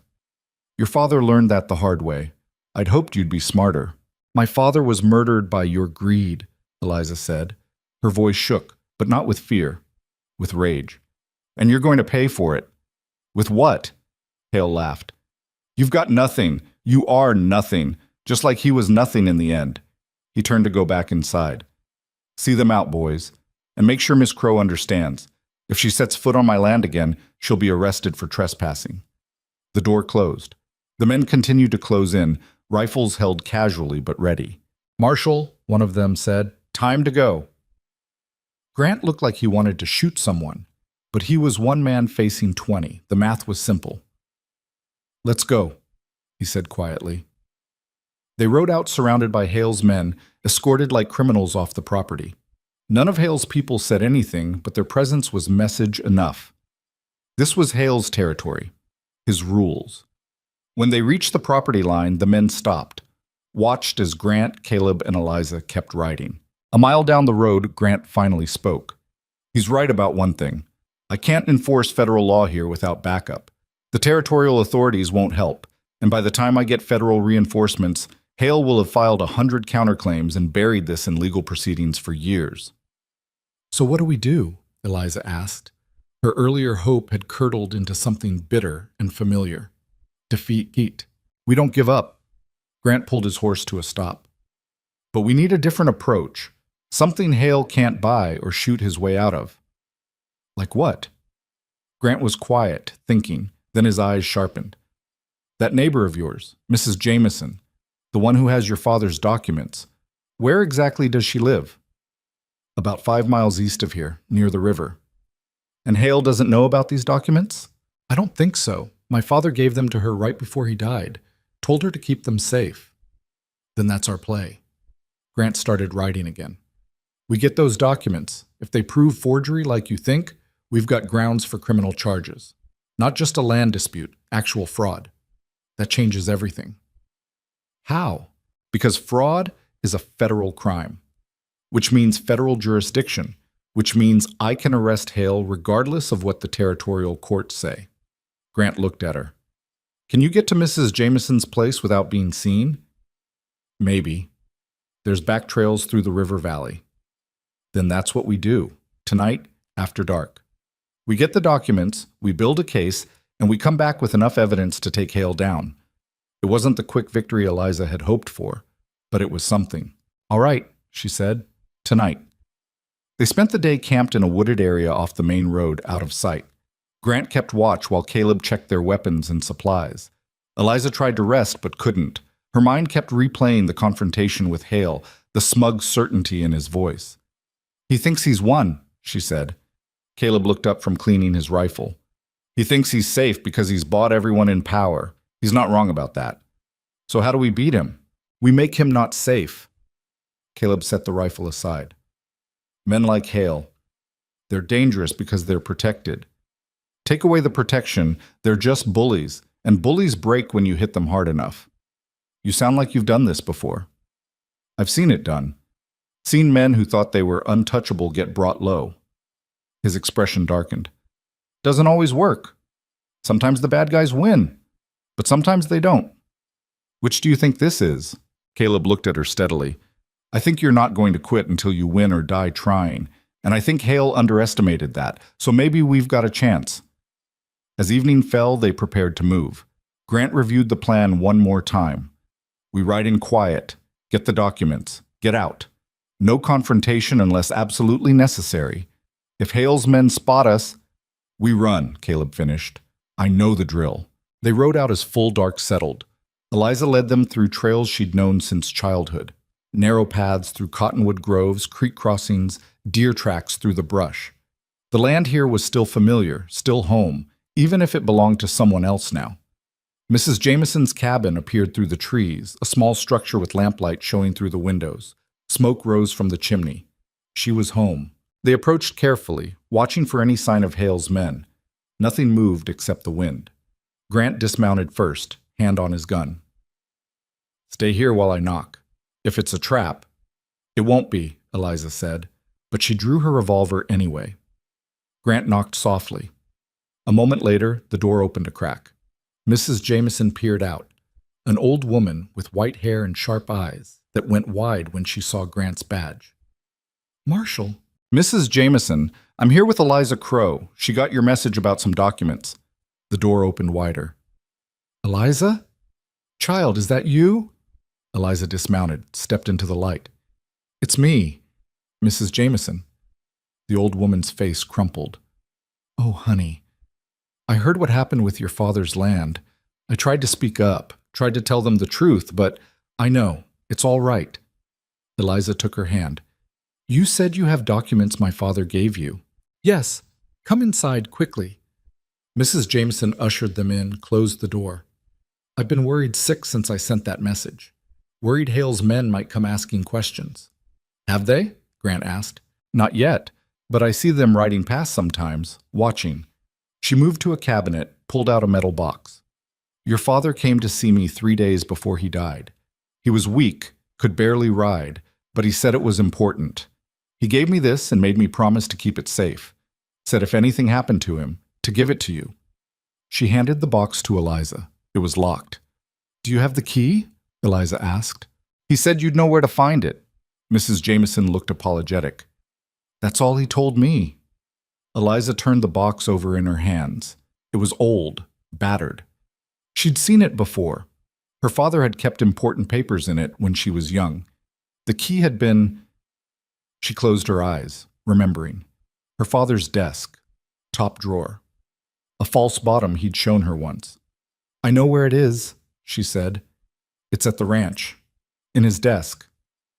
"The ranch that's now Hale's property," Caleb said. "Yes." Grant swore under his breath. "Of course it is. Nothing's ever simple." "We can't go in there," Eliza said. "The place is crawling with Hale's men. We wouldn't make it past the front door." "Then we find another way to open the box," Grant said. "Break the lock." "No." Eliza held it protectively. "Whatever's in here, my father wanted it kept safe. I'm not breaking it open." "Then what do you suggest?" Eliza looked at Mrs. Jameson. "Is the ranch house still set up the way it was before Hale took over?" "Far as I know. He moved his things in but didn't change much. Easier to just use what was already there, I suppose." "The desk is in the study, ground floor, east side of the house." Eliza's mind was racing. "There's a window that doesn't lock properly. Used to drive my father crazy. If it's still broken, You want to break into Hale's house," Caleb said, "while he's probably inside, while his men are patrolling. You have a better idea?" Nobody did. Grant rubbed his face. "This is insane." "This whole thing has been insane," Eliza shot back. "But that box might have the proof we need, and I'm not leaving without it." "Even if it gets you killed?" "Even then." They stared at each other. Then Grant sighed. "All right, we scout the place first. If it looks even remotely possible, we try. If not, we find another way." He looked at Caleb. "You in?" "Do I have a choice?" "Not really." "Then I'm in." They left Mrs. Jameson with promises to be careful and rode through the darkness toward what used to be the Crow Ranch, toward home, toward enemy territory. The house appeared through the trees, lit windows on the first and second floors. They could see figures moving inside. In the bunkhouse, more lights, men talking, playing cards. "How many you think?" Grant whispered. "Inside the house? Maybe 3 or 4. The bunkhouse has maybe a dozen more." Eliza studied the layout. "The study window is on the far side, away from the bunkhouse. If we're quiet, big if." They circled around, staying in the tree line. The window, Eliza remembered, was dark. No movement inside that room. "I'll go," Eliza said. "It's my father's desk, my key. If anyone has a right to be in that house, it's me."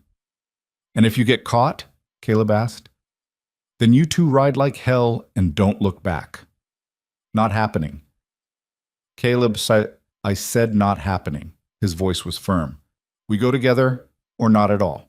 Grant held up a hand. "Compromise. Eliza and I go. Caleb stays with the horses, ready to move fast if things go wrong. 2 people are quieter than 3 anyway." It made sense, even if Eliza hated leaving Caleb behind. She nodded. They dismounted, left the horses with Caleb, and moved through the shadows toward the house.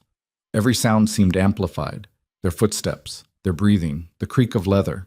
They reached the window. Eliza tested it carefully. It slid up with barely a whisper. The study beyond was dark and empty. She climbed through. Grant followed. Inside, everything looked the same. Her father's desk sat against the wall, his books on the shelves, the chair where he used to sit and read to her. It hurt more than she'd expected, being here, seeing it all preserved like a museum to a life that was gone. She crossed to the desk, opened the top drawer, reached for the false bottom her father had shown her years ago. Her fingers found the catch, pressed. The panel slid aside. The key was there, small and brass, exactly where it should be. Eliza grabbed it, turned to leave. The study door opened. Light flooded in. A man stood silhouetted in the doorway. Pike. "Well," he said, smiling. "This is interesting." Grant's gun was up instantly. "Don't move." Pike raised his hands, still smiling. "Easy, Marshal. I'm not armed. Just came to check on a noise." His eyes found Eliza. "Didn't expect to find a ghost in here." "Get out of the way," Grant ordered. "Can't do that. See, this is Mr. Hale's property. You're trespassing." Pike's smile widened. "And Mr. Hale doesn't take kindly to trespassers." "I'm a federal marshal conducting an investigation." "Funny. Looks more like breaking and entering." Pike's hand moved toward his belt. "I said don't move." Pike froze. "You gonna shoot me, Marshal? In Mr. Hale's house? That'll look great in court. Better than you stopping a federal investigation." They were at an impasse. Eliza could see it in both men's faces. Pike knew he had them cornered. Grant knew shooting would create problems. And every second they stood here arguing, more of Hale's men could arrive. Eliza made a choice. She lunged for the window. "Stop her!" Pike shouted, moving fast. Grant fired. The bullet went high, purposely missing, but the sound was deafening in the small room. Eliza hit the window, tumbled through, landed hard on the ground outside. She heard shouting from inside the house, more voices joining Pike's. Grant came through the window behind her. "Run!" They ran. Behind them, the house erupted with activity. Men pouring out, guns firing, bullets whipped through the air, thudding into trees. Caleb appeared with the horses, already moving. Eliza grabbed her reins, swung up somehow, and they were riding before she'd even settled in the saddle. More shots, someone yelling orders, the thunder of hooves as Hale's men mounted up to chase. They crashed through the underbrush, low branches whipping at them. Eliza's horse stumbled, caught itself, kept running. "This way!" She veered left toward the river. The trail was narrow, treacherous in the dark. But she knew it. Had ridden it 100 times. Hale's men didn't know it. She heard horses behind them, close, too close. Then a crash and a scream as someone's mount missed its footing on the steep trail. They hit the river at a shallow crossing, water spraying up around them, climbed the far bank and kept running. The pursuit continued for another mile, then started to fall behind. The men didn't know this country like Eliza didn't know the shortcuts and the safe paths. Finally, the sounds of pursuit faded entirely. They slowed to a walk, horses blowing hard. Eliza's heart hammered in her chest. "Everyone all right?" Grant gasped. "Hit," Caleb said quietly. Eliza's blood went cold. "Where?" "Shoulder. It's not bad." It was bad. Even in the darkness, she could see the dark stain spreading across his shirt. "We need to stop." "Bandage that." "Not here. Too close." Caleb's voice was strained but steady. "Keep moving. We'll deal with it when we're safe." They rode for another hour before Grant finally called a halt in a small canyon. Eliza dismounted on shaking legs and helped Caleb down from his horse. In the moonlight, the wound looked ugly. The bullet had torn through the meat of his shoulder, missing bone but tearing muscle. "It went through," Grant said, examining it. "That's good. Nothing's lodged in there." He cleaned the wound as best he could with water from his canteen, then bandaged it with strips torn from a spare shirt. Caleb bore it without complaint, but his face was pale and slick with sweat. "You need a doctor," Eliza said. "I need to not get captured by Hale's men." Caleb managed a weak smile. "The rest can wait." "Can you ride?" "Have to, don't I?" Grant finished the bandaging and sat back. "We've made a hell of a mess. Hale knows we were in his house. He'll use that. Claim we're criminals. Turn the whole territory against us." "Let him claim what he wants." Eliza pulled out the keys she'd grabbed from the desk, along with the metal box Mrs. Jameson had given her. "We've got what we came for." She fitted the key into the lock. It turned smoothly. The box opened. Inside were papers, lots of them. Eliza pulled them out carefully, unfolded them in the moonlight. The first was a contract between Marcus Hale and a man named Jonathan Price, dated 2 years before her father's death. It outlined a plan to acquire land in the territory through fraudulent means, forged deeds, bribed officials, manufactured debts. The second was a letter from Judge Warren to Hale, discussing how to handle the Crow problem. It mentioned specific amounts of money, specific favors. The third was a copy of the deed Hale claimed her father had signed, but underneath it was another copy, the real one, with different signatures, different witnesses, proof of forgery. "Dear Lord," Grant breathed, reading over her shoulder. "This is everything. This is fraud, conspiracy, bribery. This is enough to bring down half the territorial government." "Is it enough to get my land back?" Eliza asked. "It's enough to put Hale in prison for 20 years, which means yes, you'll get your land back." Grant started gathering the papers carefully. "We need to get this to the territorial governor, or better yet, to a federal prosecutor. This is bigger than a land dispute now." "How long will that take?"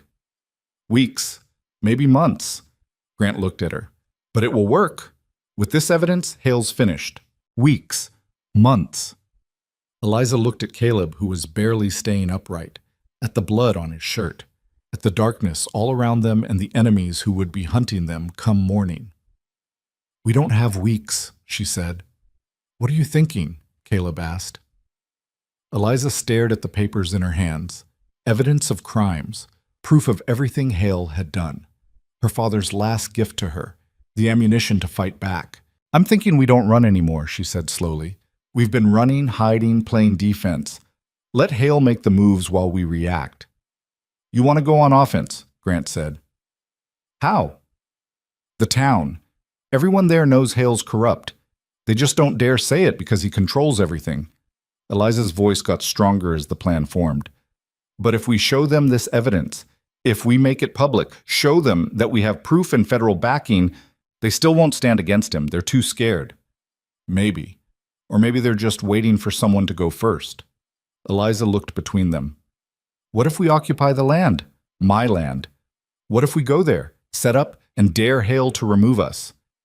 That's suicide, Caleb said. He'll come with every man he has. Let him come. But this time, we don't face him alone. Eliza's hands tightened on the papers. We invite the whole territory to watch.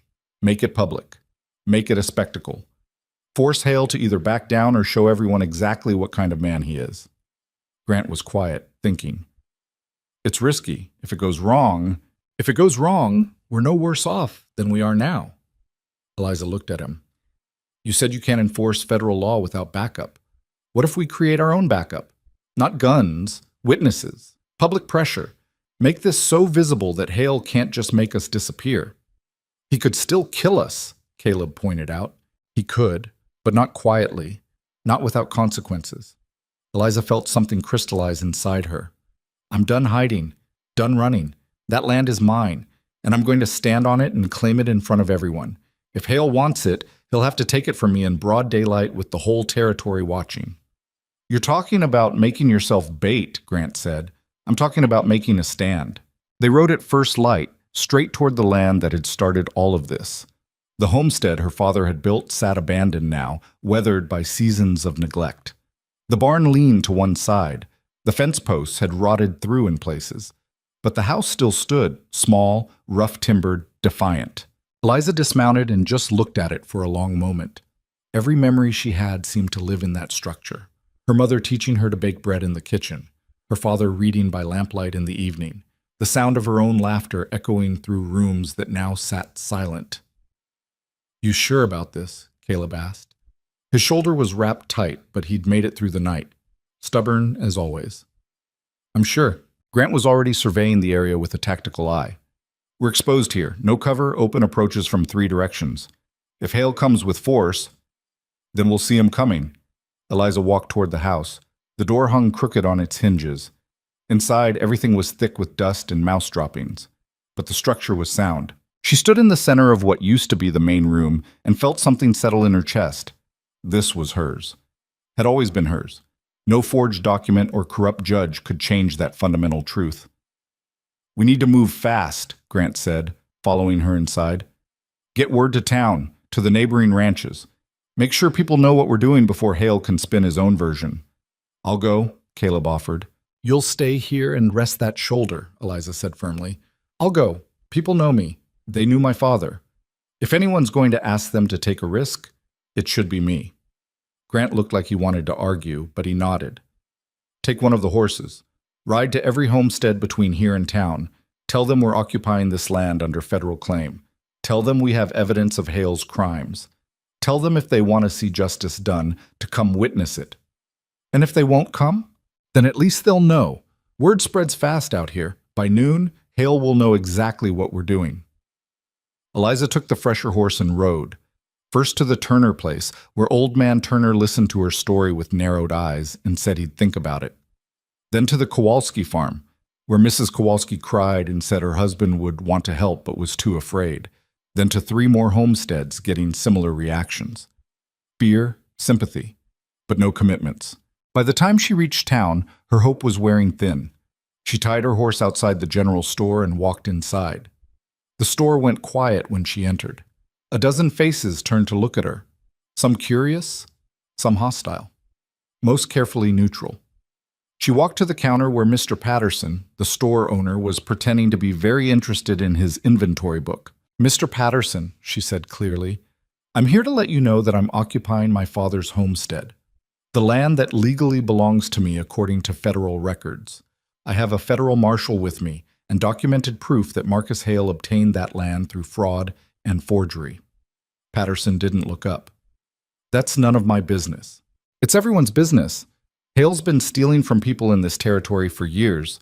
My father wasn't the first, and I won't be the last. She raised her voice so everyone in the store could hear. I'm making a stand, today, on my land.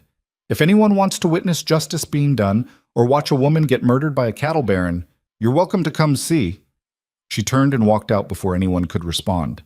Behind her, she heard whispers starting. She hit 2 more businesses, the blacksmith, the saloon, same speech, same reactions, mostly fear. She was heading back to her horse when a voice stopped her. Miss Crow. She turned. Mrs. Warren stood there, the judge's wife. Up close, she looked older than Eliza remembered, tired. My husband won't help you, Mrs. Warren said quietly. But that doesn't mean everyone agrees with him. She pressed a small bundle into Eliza's hands. Food? Bandages? I heard someone was hurt. Eliza looked down at the bundle, then back at Mrs. Warren. Thank you.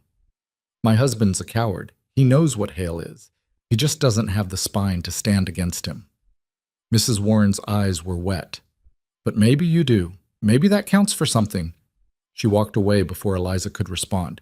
It was a small thing, just food and bandages. But as Eliza rode back to the homestead, it felt like more. Like maybe not everyone had given up. She found Caleb and Grant working on the house.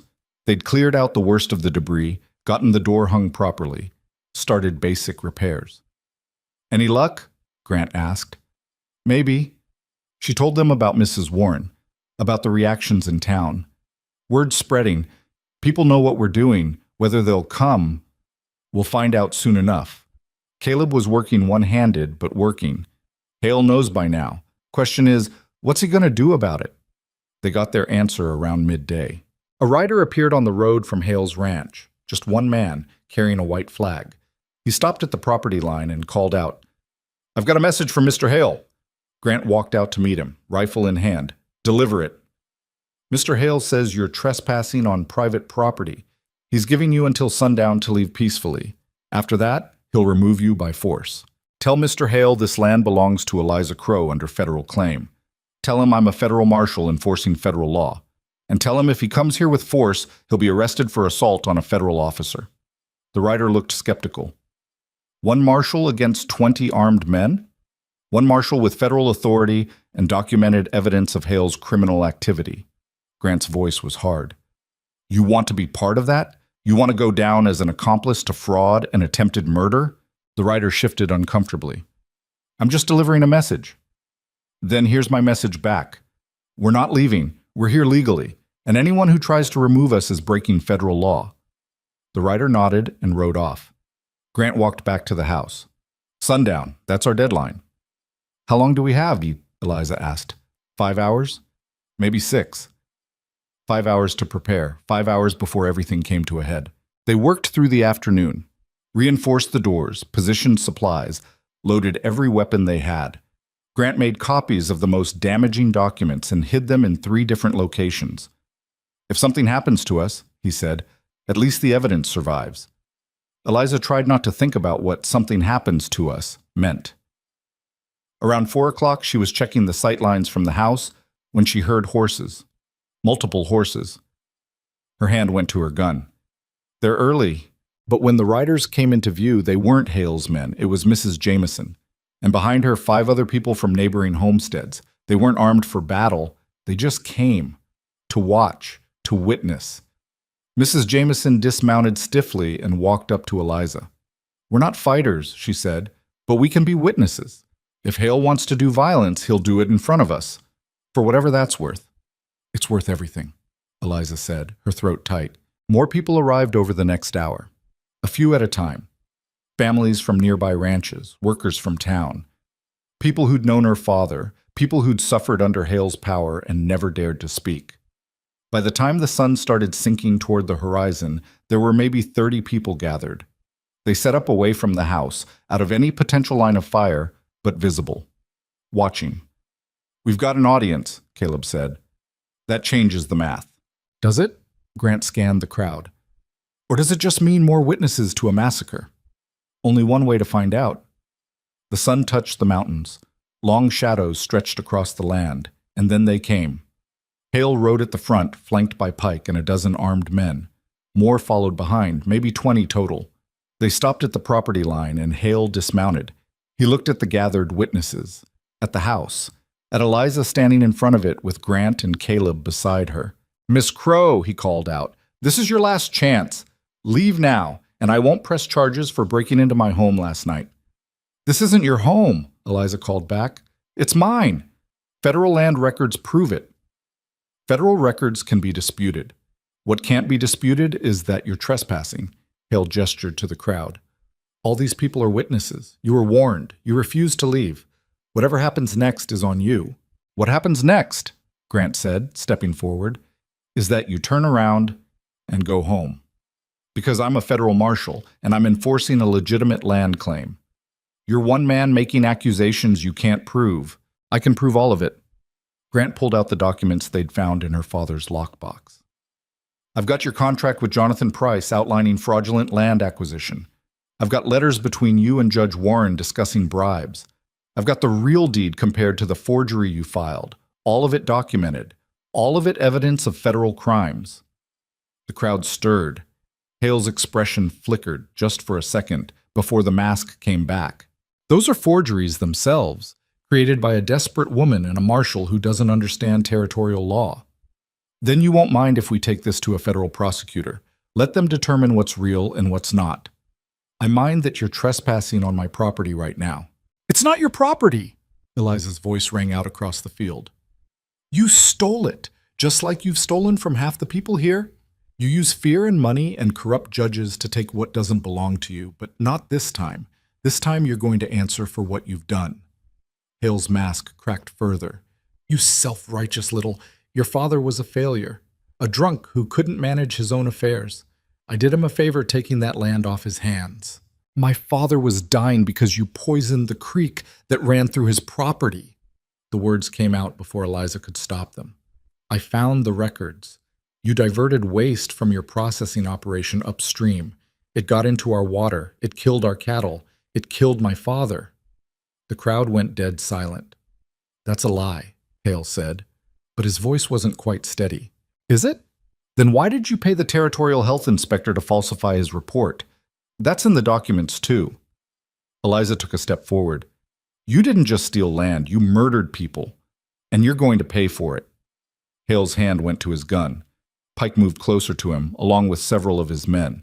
The tension ratcheted so high it felt like the air might catch fire. "Last warning," Hale said. "Get off my land or I'll remove you." "Come try," Eliza said. For a long moment, nobody moved. The sun hung on the horizon, painting everything blood red. The witnesses held their breath. Then a new voice cut through the silence. "I wouldn't do that if I were you, Marcus." Everyone turned. A man on horseback sat at the edge of the gathered crowd. He wore a suit too fine for ranch country and a badge that caught the dying light. "Judge Harrison," Grant said, surprised. "What are you doing here?" "Responding to a telegraph from the territorial governor's office. Seems someone sent him copies of some very interesting documents."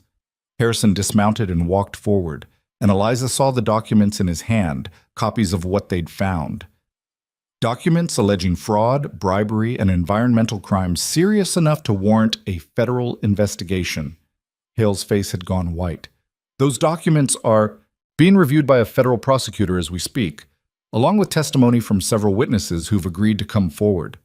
Harrison looked at the crowd. Witnesses who've been too afraid to speak until now, but seeing Miss Crow stand up gave them courage. 3 people stepped out of the crowd. Eliza recognized them. Neighbors, people her father had known, people who'd stayed silent at her trial. "I've got written statements from each of them," Harrison continued, detailing Hale's methods, his threats, his crimes. He turned to Hale. "Marcus Hale, you're under arrest for fraud, conspiracy, bribery, and multiple counts of environmental violation resulting in wrongful death. You can't—" Pike started to move, hand on his gun. Grant's rifle came up. So did Caleb's. And to Eliza's surprise, so did weapons from the crowd. Not everyone, but enough. People who'd been pushed too far, scared too long. Pike stopped moving. "Stand down," Harrison ordered. "All of you. This is over." "The hell it is," Hale snarled. "I own this territory. I own the judges, the sheriff, You own Judge Warren, who's also under arrest. You own the sheriff, who resigned this morning." Harrison's voice was cold. "Your empire is done, Hale. The question now is whether you come quietly or whether we add resisting arrest to your charges." Hale looked around, at his men, who were slowly backing away, at the witnesses, who weren't looking afraid anymore, at Eliza standing in front of her father's house with federal law on her side. He'd lost. The reality of it was written across his face. "You'll never make it stick," he said, but the fight had gone out of his voice. "I've got lawyers. You've got nothing," Eliza said quietly. "Just like you tried to leave me with nothing. How does it feel?" Hale didn't answer. Harrison's men, federal deputies Eliza hadn't even noticed arriving, moved forward and took him into custody. Pike, too, and 2 of his lieutenants. As they led Hale away, he looked back at Eliza one last time. "This doesn't change anything," he said. "The land's still disputed. The courts will return it to its rightful owner," Harrison said. "Federal claim supersedes everything you did. Miss Crow's land is hers, legally, finally." They took him away. His men scattered, suddenly very interested in being anywhere else. The crowd began to disperse, talking in low, excited voices. Eliza stood there as the sun finally set and felt something she hadn't felt in months. Relief. It was over. Actually, over. Grant walked up beside her. "You did it." "We did it." She looked at him, at Caleb. "I couldn't have done any of this alone." "Maybe not. But you started it. You refused to quit." Grant smiled. "Your father would be proud." The words hit harder than Eliza expected. She blinked back tears and nodded, not trusting her voice. As darkness fell, people started coming forward, offering help to repair the house, offering supplies, offering apologies for not standing with her sooner. Mrs. Jameson hugged her tight and whispered, "You're stronger than all of us. Thank you for showing us how to fight back." By the time full night had settled, the homestead was full of activity. Someone had started a fire. Someone else had brought food. It turned into something like a celebration, though a quiet one. People who'd been voiceless for years finally able to speak freely. Eliza found Caleb sitting apart from the others, his shoulder obviously bothering him. "You should see a doctor," she said. "I will, tomorrow." He looked up at her. "How are you feeling?" "Like I might actually get to sleep tonight without nightmares." "That's a start." She sat beside him, and they watched the fire together. "What happens now?" Caleb asked after a while. "Now?" Eliza looked at the house her father had built, at the land he'd claimed and loved and died trying to protect. "Now I rebuild. Not just the house, everything. Make it what my father wanted it to be." "That's a lot of work." "It is." She looked at him. "I don't suppose you'd want to stick around? Help with the rebuilding?" Caleb was quiet for a long moment. "I don't know much about running a ranch. You know horses, you know hard work, and you know when to stand and when to run." She paused. "That's enough." "You're offering me a job?" "I'm offering you a home, if you want it." Caleb looked at her, and something in his expression softened. "Yeah, I want it." Over the following weeks, the territory changed. Judge Warren was removed from the bench. The sheriff's office was cleaned out. Hale's trial was set for the territorial capital, with federal prosecutors handling the case. The evidence Eliza's father had collected proved damning. The contract with Price, the letters detailing bribes, the environmental reports showing deliberate contamination. Witness after witness came forward. No longer afraid, Hale was sentenced to 20 years in federal prison. His property was seized and sold to pay restitution to the families he'd harmed. Eliza got her land back through a formal court order, federal and clean. No disputes, no forgeries. She stood in the yard the day the deed was officially transferred and felt her father's presence so strongly it almost hurt. She'd done it, finished what he'd started, gotten justice not just for him, but for everyone Hale had crushed. The house came together slowly. Caleb worked despite his shoulder, refusing to rest until it was functional. Grant came back through occasionally, checking on them, bringing news of the trial.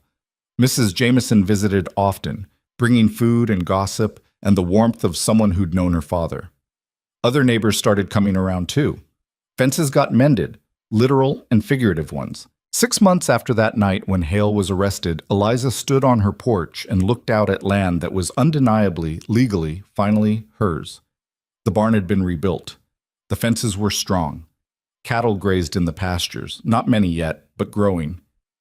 Caleb walked up beside her, his shoulder healed now, though he still favored it when rain was coming.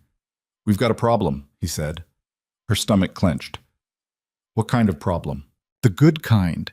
Mrs. Kowalski wants to sell us 3 of her horses. Says we're the only ranch she trusts." He smiled. "We're going to need to expand the corral."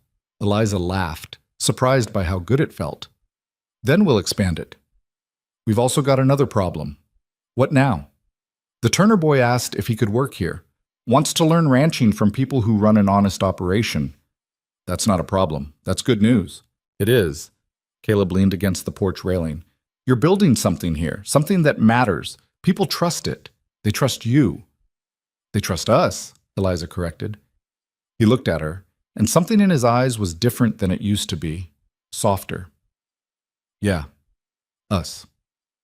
They stood there in comfortable silence as the sun set over land that had seen so much pain and loss and was finally, slowly, healing. Eliza thought about her father, about his dreams for this place, about the life he'd wanted to build for her. She hadn't saved everything he'd created.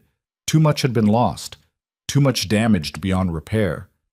But she'd saved what mattered: the land, the legacy, the idea that doing right meant something, even when it cost everything. She'd learned things her father never had the chance to teach her. That justice was something you had to fight for, not something that just happened. That standing alone sometimes meant standing first so others could follow. That the law was only as strong as the people willing to enforce it. Most importantly, she'd learned that power, real power, didn't come from money or guns or corruption. It came from refusing to quit, from standing on your principles even when the ground was shaking, from being willing to lose everything for what was right. Her father had taught her to ride, to shoot, to work hard. Life had taught her to fight back. And together, those lessons had been enough. As the stars came out, Caleb went inside to start dinner. Eliza stayed on the porch a while longer, looking out at her land, her future. She'd started this journey beaten, starving, hunted. She'd ended it as a landowner, a symbol of resistance, and, maybe most surprising, someone who wasn't alone anymore. The frontier had a way of breaking people, had broken her father, had almost broken her. But it had also made her into someone who understood that the hardest battles weren't fought with guns. They were fought with stubbornness, with evidence, with the courage to stand when everything in you wanted to run. Somewhere out in the darkness, a coyote called. Eliza smiled, listening to the sound that used to mean loneliness and now just sounded like home. She went inside, where Caleb was burning something at the stove and cursing about it, where lamplight pushed back the shadows, where the smell of coffee and wood smoke filled the air, where life went on, imperfect and real and hers. The fight was over. The work was just beginning. And for the first time in longer than she could remember, Eliza Crow was ready for what came next.